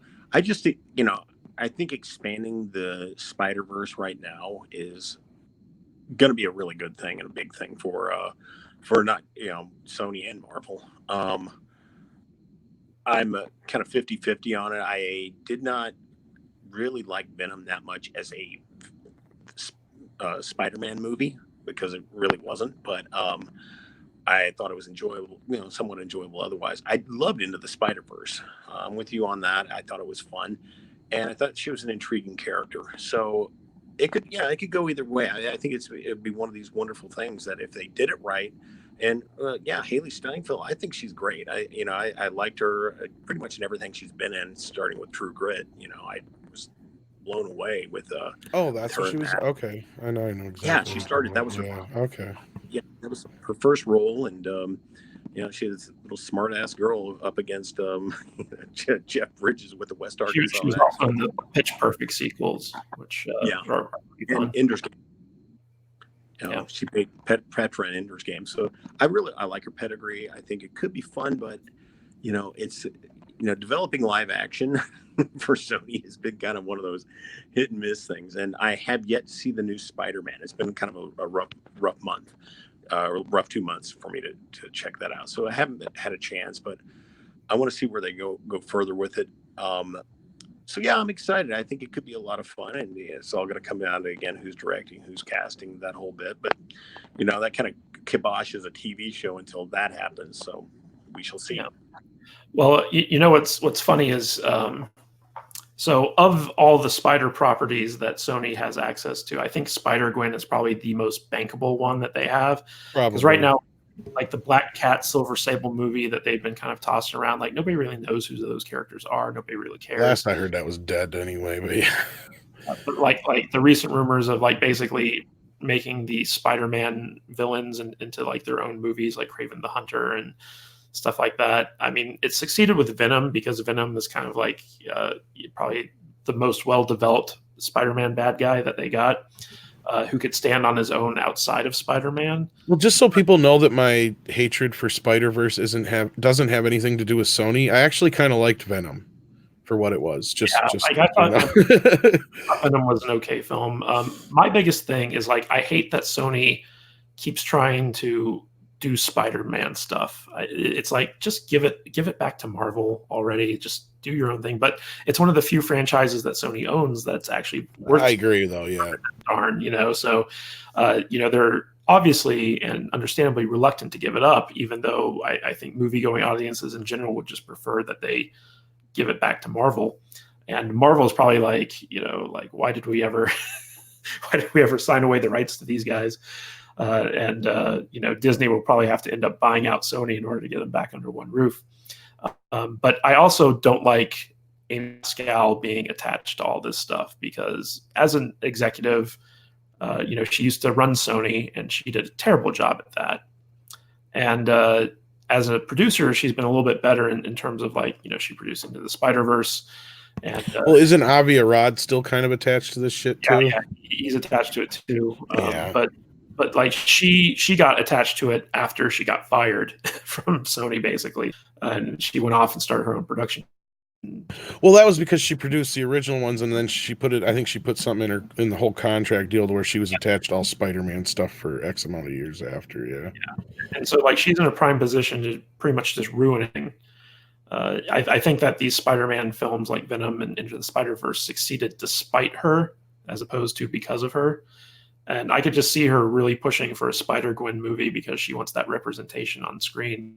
But I think that, like Venom, it would probably do really well, especially if you got the right actress for the role. Well, it's one of the few that makes sense since they can't really use Spider-Man. Yeah, and I don't think Spider-Woman is part of the Sony license either, so that's still under Marvel. So it'd be interesting to see if Marvel does a Spider-Woman movie to compete with Spider-Gwen at some point if it goes through. I could see them just being petty enough to do that, but then that might kind of endanger their relationship over the current Spider-Man license agreement, where I don't know if everyone out there knows this or not, but the way this works is that Sony makes the Spider-Man standalone movies with Tom Holland, and that gives Marvel permission to use that Spider-Man in their MCU movies. But Marvel has nothing to do with the standalone Spider-Man films. That's all Sony. Sony keeps all the box office from the Spider-Man films, but Marvel gets the merchandising fees from it. So Sony misses out on all the merchandising money for their Spider-Man movies under this arrangement. And that's why it was so important for Spider-Man Far From Home to hit the $1 billion mark, because if it didn't, it would be like, well, it's not worth us to keep making these Spider-Man movies because there's not enough money in it. Because the $1 billion price, take at the box office helps offset the loss of the merchandising revenue. So there was a little bit of sweat there in terms of the Spider-Man movies not hitting the $1 billion mark at the box office, but thankfully it did it. And so I think we've got at least one more Tom Holland movie, standalone movie, under contract with the Disney, Marvel, Sony agreement. So I guess we'll see in that. But let's move on to something that I think is even more interesting than all the comic book news. And that is one of my favorite topics, Rian Johnson and Star Wars. I hate Rian Johnson with 7 passions. I'm sure he's a nice guy in person, but in terms of his handling of the Star Wars franchise, I feel it's been very disrespectful and haphazard. Like he doesn't really care about the fans so much. And recently, there was an interview he did on a press tour for his new movie, Knives Out, where he talked about his Star Wars trilogy. And we're going to get into this right now. So this is over on observer.com. You guys might have seen this. It's been bandied around the internet kind of commentary machine on YouTube. And it says, exclusive, Rian Johnson on the freedom of his Star Wars trilogy and Knives Out. And this is by Brandon Katz. And it starts, getting a movie made is such a laborious process that any film that actually makes it to the screen is a minor miracle. So for Rian Johnson to boast one of Toronto International Film Festival's most anticipated premieres with the murder mystery Knives Out, while also working on a discrete new series of Star Wars movies for Lucasfilm, you know he must possess that it factor Hollywood craves. Well, he certainly possesses something, but I don't know if general audiences crave it. While speaking to Observer ahead of Knives Out debut next month, when we'll have coverage of the film and more from Johnson, he discussed the freedom both projects afford him as a storyteller. Following his work on Star Wars The Last Jedi, Johnson will now create an entirely new story that is disconnected from the main Skywalker saga, thank God. You mean what he should have done in the first place? Yeah, probably. I think that the fun and challenging part of it is to dive in, figure out what's exciting, and then figure out what it's going to be, he said. We're doing something that steps beyond the legacy characters. What does that look like? To me, the blue sky element of it is what was most striking about it. I know the way that I'm coming at it, and what's fun about it for everyone in Lucasfilm is figuring out what's the next step. It really makes you think and figure out what the essence of Star Wars is for me and what it will look like moving forward. Star Wars is arguably the most revered American film franchise in cinematic history, and The Last Jedi reportedly carried a budget of between $200 million and $317 million. Did you guys know the budget for Last Jedi was that big? No idea. Tom? The which one? The budget for The Last Jedi is reported to be between $200 million and $300 million. I thought it was less than that. Let me look. Yeah, I thought it was less too, but this is the price that the article is quoting. No, that's between 200 and 317 million, according to Google here. Yeah, that's what's reported here. $300 million for a movie? Like, IMDb has 317. Is that the most expensive movie ever made? I've never heard of a movie with It's got to be close, if not. How much was Titanic or that was only like 200, right? 200 million. That was the first $200 million. And then how much was Avatar? Avatar was just about 250 or something like that. I have no idea. It was close to that's what I thought. That's what I believe. I may be wrong about that, but yeah, it was really expensive. These are James Cameron. 237 for Avatar. So yeah, that's even more than Avatar. And Avengers had a $356 million budget, I guess. Oh wow. Well, $317 million for a movie is crazy. I guess now, Avengers I can understand because of how big the cast is, but yeah. But I mean, like, you know, people always say, "Oh, Last Jedi made 1.2 billion at the box office" or something like that. But if you go by the rule of thumb that you need to make double your budget back in order to just break even on a Hollywood blockbuster, you know, we're talking, you know, you need to make close to 650 million. Even with inflation, the first Star Wars was only about $30 or $40 million budget. So it was $11 million, I think, back in '77. Yeah, but I mean, like, if we're just going with quick math here, that means that the profit on The Last Jedi was only about $700 million, right? If that. That's the thing is, I don't think we've ever put this in a video, but we've been pretty. I think that the fact I don't think this made much money at all. I really don't, because if the advertising budget alone was probably 300 million. So that's where we get the rule of thumb of doubling the budget, is because that's being nice. Yeah. These companies spend at least that much on the marketing of these movies. That's what I'm saying. Yeah. All right, getting back to the article. Knives Out. Yeah, I don't know. Knives Out is an entirely different animal. The original concept, it's not an original concept. He's basically ripping off Agatha Christie. Sadly, a dying breed in Hollywood these days that is estimated to have cost just $40 million to make. While the disparity in resources certainly carries its own set of challenges, it also represents an opportunity for Johnson to flex his writing muscle. Now, I think that this low budget for Knives Out was very strategic on Johnson's part, because I think he was aware of the backlash for The Last Jedi, and that it's important for his next movie to do well. Yeah. And if he'd done a big budget movie, there was a chance that it might have failed to make its money back at the box office, which might have affected his ability to make more movies. And so by doing a lower budget film in the $40 million range, which is kind of like where I think his comfort zone has been at for the most part, he was able to basically pre-sell international distribution rights to this movie and recoup all the production costs. So Knives Out has already made over $40 million in terms of pre-sales to international territories for distribution. And that means that no matter how much money it makes now at the box office and home video and streaming and all that stuff, it's pure profit. And so basically this low budget kind of shift was strategic in the sense that he was covering his tail in terms of making sure that any backlash from The Last Jedi wasn't going to harm him.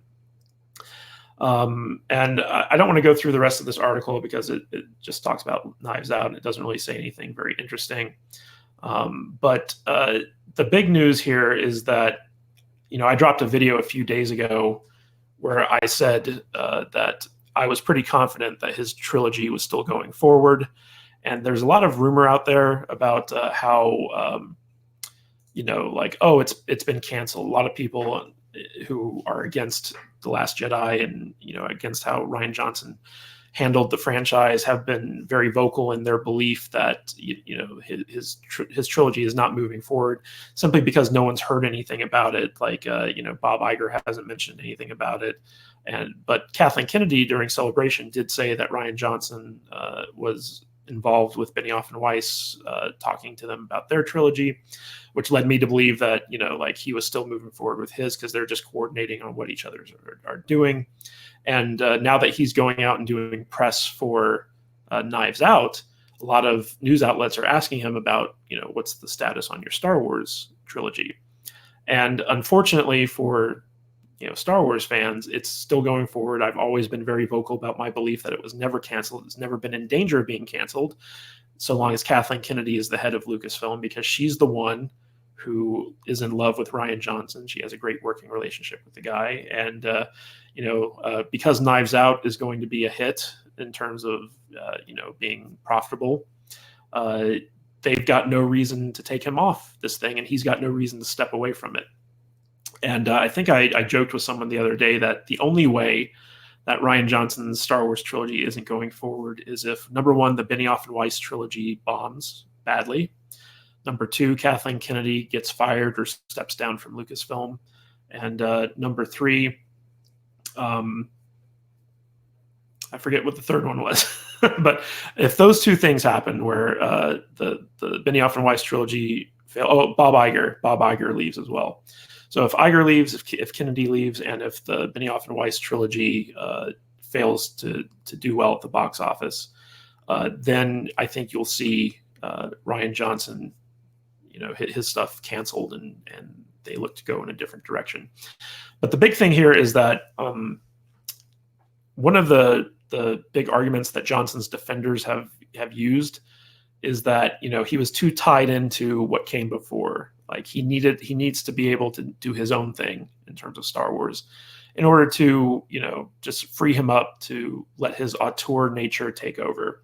And so what he's been saying here is that he's no longer beholden to any other filmmaker. These are characters he's going to create. These are stories he's going to tell, and he's not weighed down by anything else.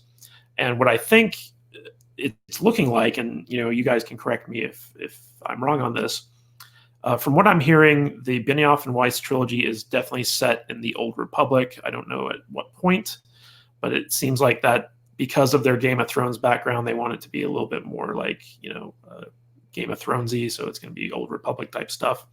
But Johnson's trilogy is going to be post-sequel trilogy. It's going to be in the future, and he's going to get to basically set the stage for Star Wars going forward. Steve, what do you think of that development there? Well, to comment on a few things first, Rian Johnson, coming into the Star Wars universe, and they argue he couldn't set his own tone or make his own stuff. Look, you're in Star Wars. That's part of it. Accept it. And, I like Rian. I think I met him once. He was at USC the same time I was. I can't say that I know him. I just he seemed like a likable enough guy. And you know what? I like Looper and I like Brick, his 2 previous movies. I thought he did a wonderful job. My biggest issue is, you come into this universe and then do something like that. Now, granted, he did get kind of handed some not so good stuff. I mean, I'm sorry. The Abrams movie is still better than his, but there's some stuff in there that's not all that great. It doesn't hold up as well as it did when it first showed. So him getting handed another series, I'm hesitant. I want to see what happens with Knives Out. I don't dislike the guy. I think he can make a good movie. I'm just hesitant to pull him into something that he's already kind of mucked up. It's like, let him take a back seat. As far as Benioff and Weiss, I don't get it about Benioff. I mean, that guy came into all this critical acclaim for what was it, the 25th Hour. It's so wonderful. That was an okay movie. That was it. I don't think he wrote Troy, which was just like, the trip to the dentist office is more fun. He also wrote X-Men Origins Wolverine. Oh, he did. Well, see, yeah. It's it's one of those things. I mean, granted, Game of Thrones was great up until this last season, I thought, and I'm hesitant. I'm really worried about them oversaturating with this stuff. I mean, the Han Solo movie, I thought it was okay. I mean, there's some good parts of it.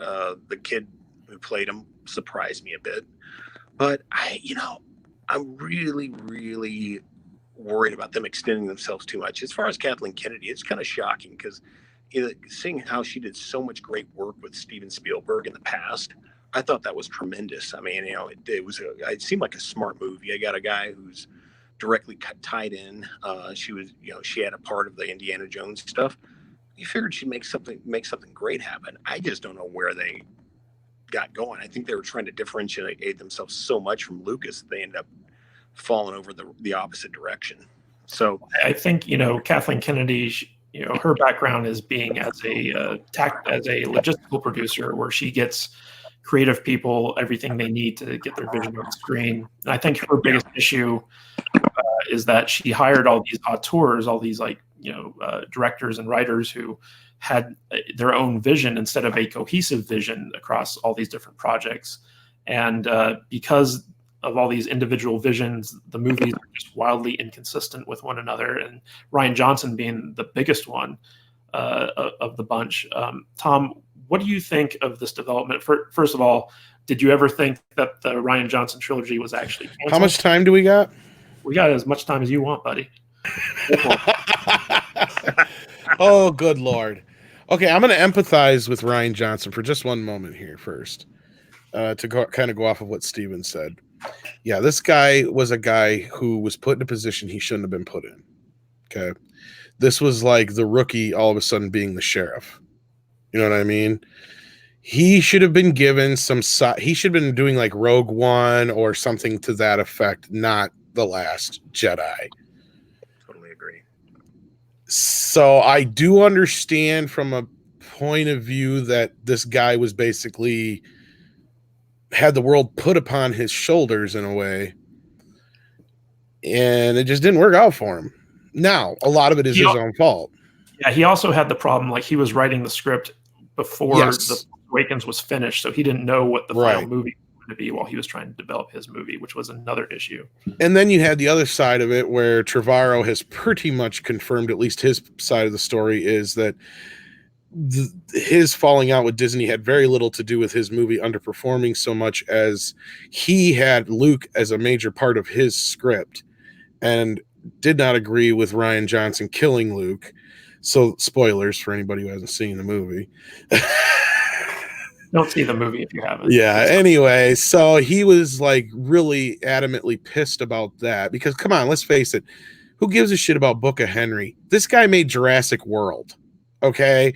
He could pretty much make any movie he wanted for the next couple of years, no matter how bad it was. It doesn't matter. I don't think Disney had a problem with that so much as he was not gelling with Ryan, and Ryan was Kathy's little butt boy. Okay, let's face it. Ryan had his nose so far up her nose. That's how he got a trilogy. Now, I don't have the report in front of me, and I regret not having it, but I think even he has said in a recent interview that he's only signed to direct one film. Okay, so that he's set up a trilogy. He doesn't mean he's necessarily going to film it all. And to go back to what point Matt was making, he keeps saying also that this is a long way off. It's a long way off. He keeps putting that out there that this is going to be a while. Well, Kathleen Kennedy only has 2 years left on her contract. Well, her contract goes in 2-year increments, but it's automatically renewed pretty much. Well, yeah. Okay. Well, the same time her contract is up is about the same time Bob Iger is set to leave Disney, supposedly. So I have a feeling that those things are going to coincide because I think they're just going to have it to where Kathy's going to quote unquote retire. She's at that age.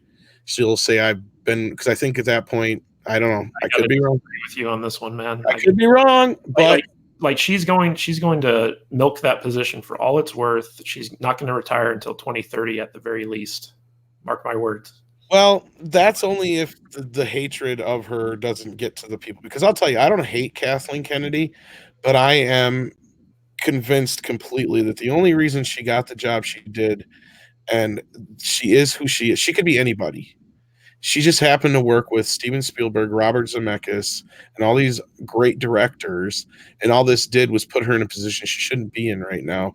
Well, and that she was handpicked by George Lucas. I know, and that's my point.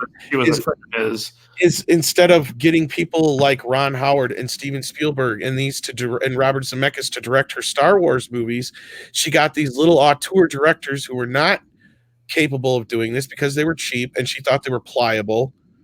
And unfortunately, she produced them like she did a Spielberg movie and let Rian Johnson spend over $300 million making The Last Jedi, which was the first mistake, evidently.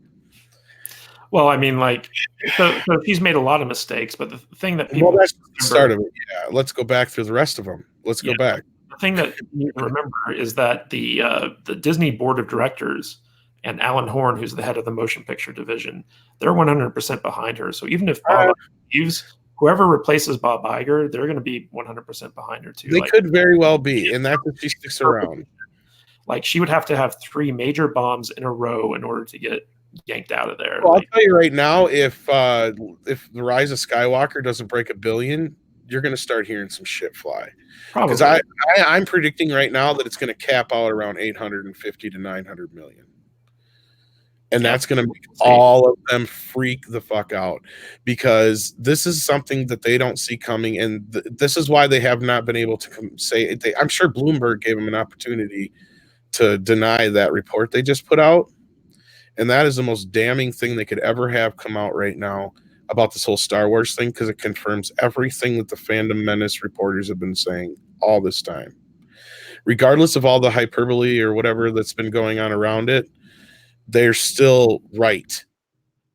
Agree with Jeremy at Geeks and Gamers if you want to, or Gary at Nerdwatic if you don't want to, or even us. We were still, for the most part, right. Yeah, Midnight's Edge was much more conservative in our reporting on that. At least I can stand behind that. But the point is, this is not paying off for them. And yeah, they've probably made most of the $4 billion back for the most part. That could be argued. But how much is the rest of this shit going to cost them here from here on out? That's the question. And if the board keeps seeing this as a problem, and what I was getting to is, yeah, Rian Johnson is just one of the many problems that are starting to build up on Kathleen Kennedy. You know, Kiri Hart may have taken some of the brunt for that because we were trying to figure out. Looks at those problems, though. I honestly don't. I don't think that Alan Horn. I don't think Alan Horn looks at Rian Johnson and sees a problem. I don't. Oh, you might be right now, because they're not aware. They're so disconnected from the outside world. But sooner or later, it's going to start showing in the bank statements. Because let's put it this way. We just established that The Last Jedi cost well over $300 million to make. It cost at least that to advertise. And they did not probably make much of a profit on it because the movie barely broke $1 billion or whatever it was, really overall. And it didn't. They don't get to keep all that money. You know, the movie petered out and got killed by Jumanji of all damn things at the box office. So what does that say about the third film that's going to be going up against the next Jumanji? I have a feeling the Rise of Skywalker is not going to bring in the people that they think it. And Solo surprised the hell out of me. I didn't think it was going to hit that hard on Solo. I still don't understand how they made any money on Solo unless they banked on the insurance money, because that's the next part. Lord and Miller, she let them shoot for 70 or 80 days, according to a very reliable source. It would be interesting to know what the budget overruns on Solo was, like what the original budget was, and then what the cost was after having to basically reshoot 70% of the movie, something like that. But what do you think in terms of, like, do you think Rian Johnson's trilogy is going to go forward, and do you think it's going to happen after the sequel trilogies in terms of, like, where it is in continuity? That's what I was kind of getting to, is I really don't think it's going to happen. Indiana Jones is one of the only things that she's going to have anything to go forward. Once that's done, I think she really could care less, because that's the only thing she really had any attachment to to begin with. She was a producer on those. She had nothing to do with Star Wars. She produced Spielberg stuff. She's produced Zemeckis' stuff, so on. The only Lucas thing I think she's ever been attached to has been Indiana Jones, if I'm not mistaken. I think you're right about that. I do think that his stuff is going to continue to go forward in the development phase, and I do think that he's been consulting with Benioff and Weiss on their stuff. The big thing here that people have been latching on to is this is an article from Nerdist, which references the article that we just talked about, and that is that his new trilogy won't have any legacy characters, and people are kind of pointing at this and saying, like, oh, you know, this is the culmination of Disney wanting to kill off all the old characters, and basically these legacy characters also include Rey and Kylo Ren, in the sense that Rian Johnson's not going to be using them. But I just want to read through this real quick. Rian Johnson is a contentious name in the Star Wars fandom. For many, his choices in The Last Jedi were controversial, while for others, they were masterful. No matter where you land, it's hard to argue that the man isn't a versatile filmmaker, turning out poignant noirs like Brick, charming capers like The Brothers Bloom, and intelligent sci-fi like Looper. He recently started promotion on his latest film, an Agatha Christie-inspired murder mystery, Knives Out.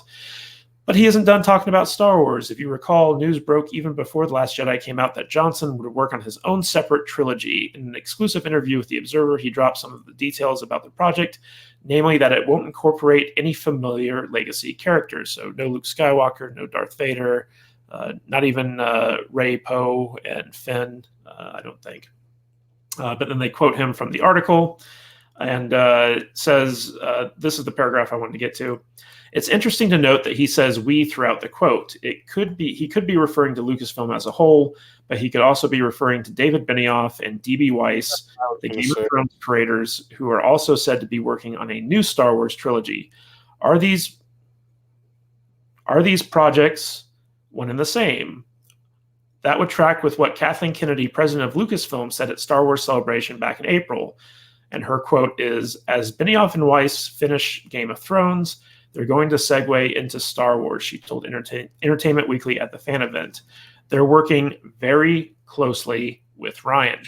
That's what I was going to say. Yep, I remember this. It's possible these two announced trilogies are actually one, or that the creators are merely mapping out their separate work together, which I think is most likely the case. Whatever the case, we're excited to see what the Star Wars universe looks like when it moves past extreme familiarity into new territory. All right. So, Tom, you obviously have a lot to say about this, but I agree with this. Yeah. Yeah, but I want to throw it to Steve here for a second. So, Steve, we talked a little bit about how disappointing season 8 of Game of Thrones was. Do you think that Benioff and Weiss are looking at Rian Johnson being like, well, we're going to bring him in so like if our stuff's bad, we can just blame it on him again? Hey, that's a possibility. I don't know. I just, at this point, if it's those two are together, or those two groups of people, Johnson with Benioff and Weiss, I think it's it's a little the blind leading the blind. I mean, at their last outings, it's scary. I mean, like, look, you're walking into this new territory, and who knows what they're going to do. I mean, it could be great. I mean, look, I love Rogue One. I thought Gareth Edwards was kind of a lame director when it came down to it. I didn't like his previous outings. It was the first Godzilla movie I wasn't fond of. We talked about that, and I didn't like that other low budget thing he did that I saw. But he pulled it off. So I think that's what kind of hopes they're pinning it on. You got Benioff and Weiss. I think what scares me with those two is if you give them good material, they'll make something good out of it. The first seasons of Game of Thrones, they had George R.R. Martin right there. Wow, look how good those were. And then slowly but surely, he's out of there, and they kind of got worse. And until this final season, it's kind of like they mailed in a check. And I'm just hoping they don't do the same thing here. It's really kind of I'm very kind of scared, very scared with this. As far as I'm mapping it out, if it's two different series and one takes place in the future, the other in Old Republic, that's kind of cool. I don't know why they would work together on that. I mean, other than that, they could basically seed stories in the early part that would be brought to life under Rian Johnson, eons later, which would be kind of cool. I mean, that's a very Babylon 5 type of thing to do. So yeah, if they're working together, I just have to think that it's probably the same series. Someone's being set up as a fall guy, whether it's them or him. Well, I definitely think that Rian Johnson is consulting with them on their trilogy that's going to be separate from his. Tom, what's your theory on this collaboration? I think that Exhibit B or C actually would be the whole thing with Rogue One. Gareth Edwards directed it, but what's his face had to come in and save the movie from Tony Gilroy, thank you. So I think the reason that might have been so good was him, because I agree with you on most points. As far as I do think they've been working together all this time. I do think that was the plan, because in their little bubble, in their little world, in their little circle, that looks like a dream team to them. And that coincides with Rian Johnson saying he's only going to direct one of the features. At least that's what he signed up for at this point. And Benioff and Weiss aren't directors, so I don't see them directing anything. So it makes complete sense to have Johnson connected to them. And they are directors, actually. They directed episodes of Game of Thrones. Yeah, but that doesn't count as a film director. And that could be their next step. You could be right. But I'm going to say something else here. The same thing they did to Game of Thrones was what they did to Dexter. They came in and fucked it up. And here's the thing with those guys, from what I can tell, is that if they don't have something good to work off of, they're screwed. They're like, a fart in the wind. But now Johnson, though, I have seen Looper. I didn't like the movie as much as you guys, but I do give it credit for being an original idea, and I like the concept. Now, I hope that wasn't Rian Johnson's first draft like The Last Jedi was. That's the problem right there is, this guy's given plenty of time now. Okay, I'm going to, again, give this guy one more shot.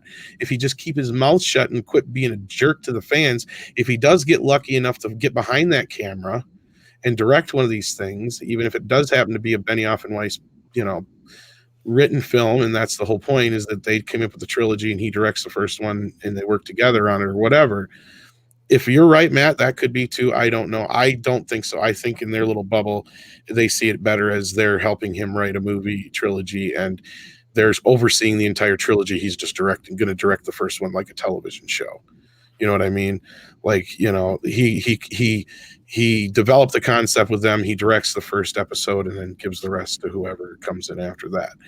That could very well be the situation, because that's the other thing with these young guys. And that's a stupid thing about Kathleen Kennedy doing this is, yeah, these young guys want to make a Star Wars movie, but they don't want to make 3 of them. They don't want to tie themselves down for 8 years to a trilogy like JJ didn't. You know what I mean? Well, we're actually going to talk about that right now. Oh, so perfect segue. There you go. Perfect segue, yeah. So basically, we want to ask, are Benioff and Weiss still making their Star Wars movies? And this is another article from Nerdist where it says that they might not be writing all their Star Wars movies. And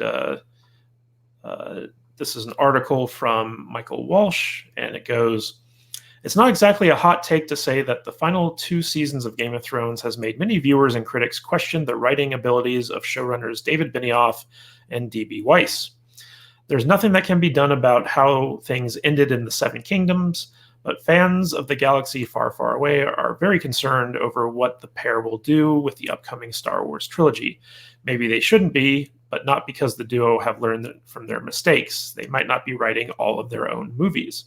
As Slash Film points out, there's an interesting tidbit in a piece at The Hollywood Reporter, which we'll be getting to in a second, questioning the wisdom of the mega deal Netflix just gave to Benioff and Weiss. It raises the issue about exactly how much writing they will do for Disney in creating their trilogies set in the Old Republic, and it's a lot less than first expected. The quote says, sources say the Thrones pair is writing a treatment for a Star Wars trilogy and is committed to pinning at least one of the films. The original deal was to write all 3. It's unclear if the duo, who also have another feature for Fox Disney carved out, will do more than just write for Star Wars. When their Lucasfilm deal was first announced, it seemed possible they would write and maybe even direct the entire trilogy themselves, but at the very least it seemed they would pen all 3 scripts. Writing a treatment for the series and only being responsible for the first movie's screenplay is a lot less involvement than most would have predicted. Is this because Lucasfilm was worried about how they handled Game of Thrones once they ran out of source material from George R.R. Martin, or simply an issue of time and availability now that they have some serious obligation to Netflix? And what exactly is the pair's involvement in Rian Johnson's trilogy? I don't think they have any involvement in that at all. For Star Wars fans concerned about what the 2 will do with the franchise, the reason probably doesn't matter. So the interesting thing here is that, Steve, you probably know this because you worked in Hollywood as well. As a producer / writer, at least from the TV world, you do these treatments for movies, and you can do like a treatment for each movie in this upcoming proposed trilogy that kind of gives a broad outline of what the movie is going to cover. It's like who the characters are, what the events are that happen, and so on and so forth. And then as a producer, once you've kind of gotten the story straight, you hire writers. And you bring on, like, let's say, like 3 writers, 1 for each movie in the trilogy.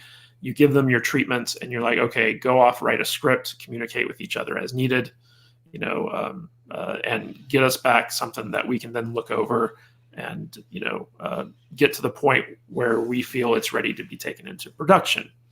And so this is a very typical kind of TV writing, producing mentality, which is where Benioff and Weiss are kind of coming from. And even though technically Game of Thrones is TV, a lot of their productions were feature film scale. So like I feel like these guys are kind of bringing their kind of feature film, high quality television producing to Star Wars movies. And just because they're not going to be like sitting down and writing out the actual scripts for each Star Wars movie, it doesn't mean that they're not going to be heavily involved in the storytelling aspect of it. And my guess is that they're kind of coordinating with Rian Johnson on what they're planning, getting feedback from him, and also just to keep him updated on what they're doing, because his trilogy is going to come out long after theirs. So what I want to know from you guys is, do you think it's a good thing that they're not going to be actually sitting down and writing the actual scripts to these? Or do you think that this just kind of is the sign that they're pulling back from Star Wars? Steve, what do you think? Oh, I think it's absolutely a good thing. I think when it comes down to the details, they need to pull back even further than they did with Game of Thrones. that's the big issue. I think you have this series that they were fine up until George R.R. Martin signed off with Game of Thrones, and they need someone who can give them something solid in one solid piece that they can follow. Now, whether Rian Johnson is good to critique that, I have no idea. I mean, he's got a good enough education, I'll say that, but it's one of these things. It's a strange ground to tread on. I think Rian is more interested in because they're doing something unique. They're trying to find out how to write a Star Wars series, and you look at it from that frame of reference. That's a daunting task, because you have the expectation of four decades on top of you in this series. So I think if they got outside help, but they need people who are good. You guys brought up Kathleen Kennedy a little while ago and how she signed off on all these people. She did work with Lucas on one thing, but she forgot the big lessons that Lucas had. And Lucas's biggest issue, or the biggest problem he ran into, was, in my opinion, the loss of Gary Kurtz after Empire Strikes Back, because I felt like he started losing touch. He needed someone who can keep him in line. I think these guys need someone to keep him in line too. And I don't think, I think what has happened is that there's a bunch of yes men running around. It just feels like that, because, I mean, you look at what Rian Johnson did to Last Jedi. It's like, who the hell signed off on that? I mean, really?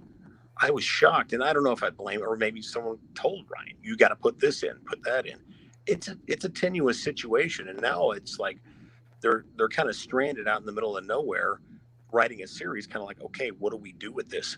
So I think bringing in people who are solid, who can understand the series, that's the main thing they can do, or understand the franchise. Because if they can do that, if they can have their own Tony Gilroy, like Gareth Edwards, that'd be great. I think, it's like, look, at the end of the day, I want a good freaking movie or a good TV series. So hopefully they will have someone who can jump in with them like that, Benioff and Weiss are maniacs. Tom, do you think that this is a sign that they're kind of pulling away from their Disney deal? Well, it's a sign that I could be right. And that's the other thing that kind of goes with, I'm starting to wonder that, you could be right, but you also got to think, if they're going to put a trilogy after another trilogy, that's almost a decade and a half out. So I really don't see that being the case. I really do think they're one and the same. And I do think that it's just one of those things where they're, like I said before, they're like showrunners. They're meant to set this thing up and it's going to go. Now, if this is true, if they're pulling back and these kind of reports are coming out, if they're true, and the whole thing with Rian going, oh, it's going to be so far off into the future, to me tells me more after Last Jedi dropped, his shit got pushed out. And if it is a separate thing for them, same thing as with them, they're either getting pushed out of it or whatever, because you even said themselves, they're kind of egomaniacs. All these guys kind of are to a point anyhow. And you can tell Johnson is just by the way he acts on Twitter. So, I really have a hard time seeing these even come to fruition at this point. If it does only because they've sunk so much into it, maybe, because otherwise I really don't see Kathleen sticking around that much longer, because a lot of her people, because we'll bring Alan Horn into this. He's a very reactionary person. We've seen the way he reacted to the whole James Gunn situation. Now, no matter how you feel about it, obviously his call was the wrong call, or they wouldn't have brought James Gunn back. And we heard rumors that was his call. He made that call without even consulting Iger or Feige on the situation, and that pissed them off from what we heard. And that seems to probably be the case considering Gunn's back. So who's to say that after all this goes down that, if Rise of Skywalker underperforms and whatever The Mandalorian doesn't do what it's supposed to do on Disney Plus, they start talking about getting rid of her, or Alan Horn just automatically just gets rid of her. I don't know if he has that power, but again, we know her contract gets renewed every 2 years or whatever. But frankly, if the diminishing returns keep happening and these reports keep coming out, not just from, what you would consider rag sites, but places like Bloomberg, this franchise is not looking good. And they can try and say, oh, it's Star Wars fatigue all they want. Even Iger, I think, tried using that excuse. When Marvel shows that's not the case. It doesn't matter how much of something you have out there. As long as it's good, the people will consume it. You know, and we just talked about the beginning of the show. How many Marvel shows are we getting compared to Star Wars shows? Come on. And Star Wars is arguably just as, you know, a vast universe, and even better yet, you can create just about anything you want in that universe because it's not tied down to things like Marvel is, to where, you know, you have to worry about this, that, and the other. You can set your show 1,000 years in the past or 1,000 years in the future and create your own alien races and all kinds of stuff that wouldn't even affect the movies. And you could have some fun in that same universe without having to be like Luke Skywalker's long lost grandson. You know what I mean? Yeah, and you know, it is interesting to note that, first of all, supposedly they weren't working on any of the Star Wars stuff while they were still in production on Game of Thrones. And then once Game of Thrones production was done, they were kind of, Benioff and Weiss were busy shopping around for an overall deal for kind of going forward. So I don't know how much work on Star Wars was done with that, but now that they've closed that deal with Netflix, the reason that it looks like that they're kind of stepping back from the writing and directing duties and just kind of taking the role more as producer going forward is that they have to start focusing on getting stuff off the ground for Netflix. And so it's just kind of like I think it's a workload thing that we're seeing them kind of step back from some of their responsibilities. And that brings us to the Hollywood Reporter article that the Nerdist article kind of referenced. And this is all about whether or not Netflix's overall deal with these guys was a good idea. So I'm just going to read through some of this real quick and get your thoughts on it. With a game-changing franchise behind them and another that might keep them busy for the next 6 years, Game of Thrones turned Star Wars maestros David Benioff and Dan Weiss have signed a 5-year, $250 million overall deal with Netflix that has been met with envy and a bit of head-scratching. And for those of you who don't know, an overall deal, basically, it's an exclusive deal of a right of first refusal, and you can't take that anywhere else after it's been refused or accepted. So basically, Netflix is getting exclusive rights to all of David Benioff and Dan Weiss's TV and movie ideas. If Netflix chooses not to do them, they're not allowed to go and shop them at other studios because the overall deal states that they have to remain exclusive to Netflix. And the $250 million is for making these movies and TV shows and stuff like that.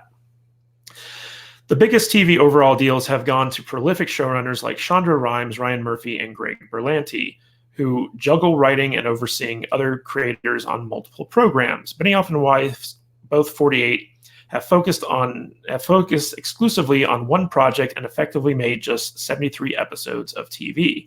They wouldn't even start on Star Wars for Disney until Thrones was finished. In contrast, the Netflix-based Rhimes, who has a deal for 4 years and 100 million plus, has 8 projects in the works. Halfway into her deal, Ryan Murphy, who has a 5-year, $300 million deal, said that he has 10 projects and 8 after moving to the streamer, and Berlanti has a TV record of 18 series on air for Warner Brothers.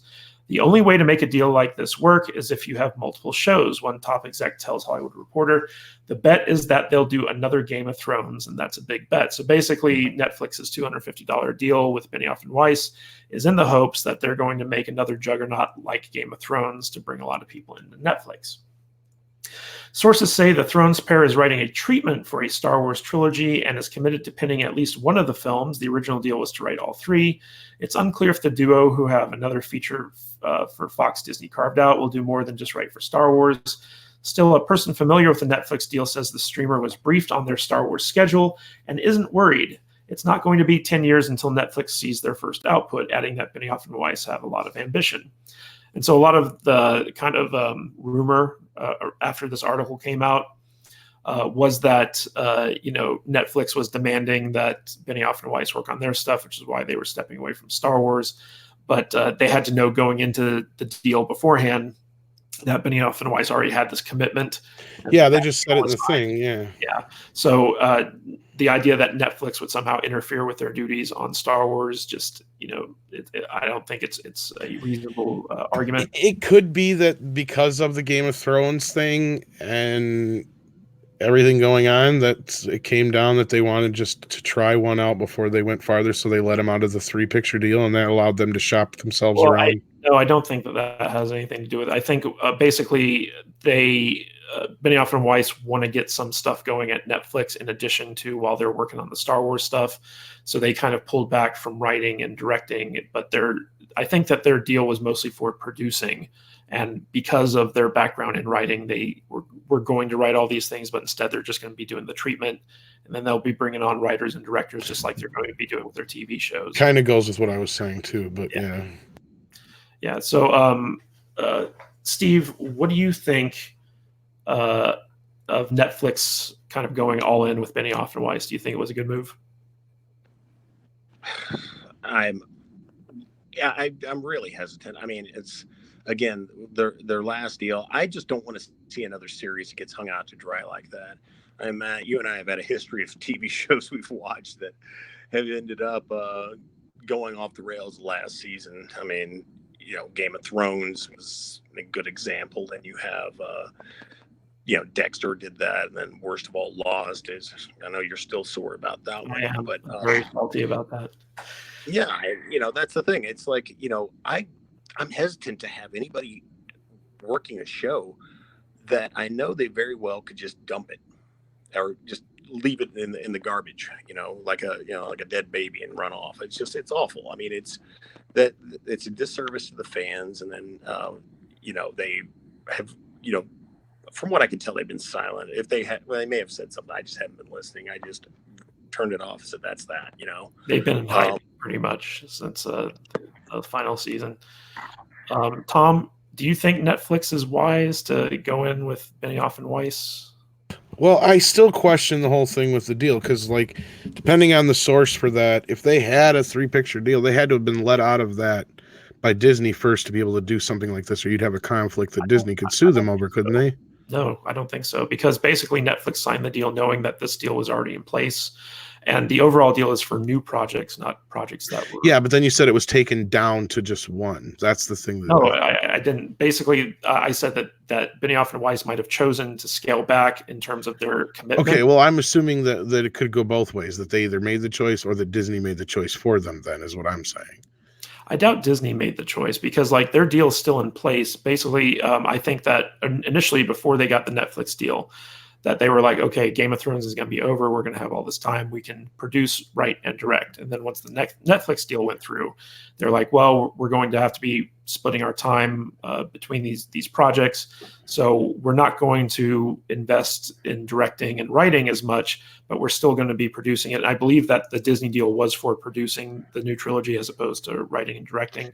Right. But I think that was kind of implied that, like, I don't remember how it was worded in the article there. That's what I was referring to. But I guess overall, they're just trying to be JJs and these other guys where they try to get 100 things under their wings, so they have 100 things going on. That part don't surprise me one bit. I mean, you get while the getting's good. I mean, if they made this deal before the final episodes aired, then they did a great job on their part, because if it would have been after, then it probably wouldn't have been such a sweet deal, I don't think. And Netflix, on the other hand, as we brought up earlier, they're scared right now of Disney and AT&T and the incoming streaming wars that are actually already kind of begun. So, well, they were shopping this deal around after the final season of Thrones premiered, and I think that a lot of the criticism pointed in their way might have affected that. But a lot of people are saying, like, oh, because HBO didn't, or Warner Brothers didn't pick up their deal because they were the hit makers for Game of Thrones for HBO, then that means that people lost faith in them. But I think Warner Brothers, they were more concerned about getting J.J. Abrams, and they gave him like a $500 million overall deal, and so, like, they couldn't afford to meet Benioff and Weiss's price, and that left them free to kind of go to Netflix. And Netflix is gearing up. They need a lot of content to compete with Disney and Warner's going forward, so they want people who could come in and produce a lot of stuff fairly quickly. And I think they looked at Benioff and Weiss like, if these guys could get us another Game of Thrones, then it'll be worth the investment. Like Steve said, these guys are not known of being good writers of their own volition. Right. So I'm wondering, how good of a deal this is for Netflix. Probably not very good, because that's the thing. I mean, let's just bring it all full circle here. as you just said, you know, basically, unless they have something to go on, they suck. And even when they do have kind of something to go on, they still suck because they fucked up Dexter. And that's the thing that I've never really been a fan of the show. I never really got a chance to watch it or anything. It's not why I'm not a fan or anything. But I just never seen it. But from what I've heard from fans is that they screwed it all up, and this did the same thing with Game of Thrones, even though they had free reign to do whatever they wanted. Even though that's pretty much what they did, even though they had an outline, I guess, from what's his face to kind of go on. But regardless, this is one of those situations. I think I just kind of said they got all the getting was good, and it was all about. I'm sure they high-fived each other after this deal, not so much of the deal itself, but because they knew they pulled one over on Netflix, probably. I guess, for a better way of putting it, I guess. I don't know how else to put it, but I don't know if Steven has anything different to say about it. Well, not, you know, to add to it, I think the main issue you got to take a look at is what do they have in their pocket? Because I know, you know, forgive me if I'm wrong. Weren't they the ones that kind of got booted off this Lord of the Rings deal? Yeah, they didn't get booted, but they got over. No, they were never really. They were in talks with Amazon for their overall deal, and a lot of people speculated that if Amazon picked them up, then they'd be involved with their Lord of the Rings show. But they were never actually involved with the Lord of the Rings. Okay, because see that right there. I mean, you know, that right there is putting them on a solid ground, even though they're going to have this show created. And I don't know what direction. I suppose I've heard it wasn't going to be the Lord of the Rings itself, the books. Maybe the Silmarillion. I have no idea. It's based on the Second Age, so like they're pulling like stuff from the Silmarillion and creating something completely original that is not in any of the books, that hasn't been seen before. Yeah, that's scary. With those guys, that's scary. Yeah, but it's not them. It's someone different. But yeah, that's the whole thing. What I'm saying is, you know, Benioff and Weiss, that is kind of a scary prospect. So if they bring something that, you know, if they can do what they replicate what they did with Game of Thrones, and that bring in a really solid established property, there may be hope. As long as it's like someone's just got to rein them in a bit. Game of Thrones, I mean, you know, having Martin, you know, work with them, that was really easy. You have the writer of the story, incredible books, along with the fact that he's a TV writer, that really helped them a lot. I think if they have something like that, they may do okay. But if they do not, watch out. Watch out. I don't think there's going to be anything good coming out of them. Yeah, I do think that their trilogy is going to be separate from Rian Johnson's trilogy. We're going to see Rian Johnson's trilogy after their trilogy is complete.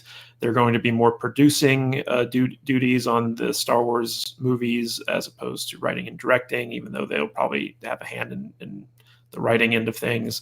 And we're going to be seeing at least 2 or 3 things coming down the pipeline in Netflix from them fairly soon, would be my guess.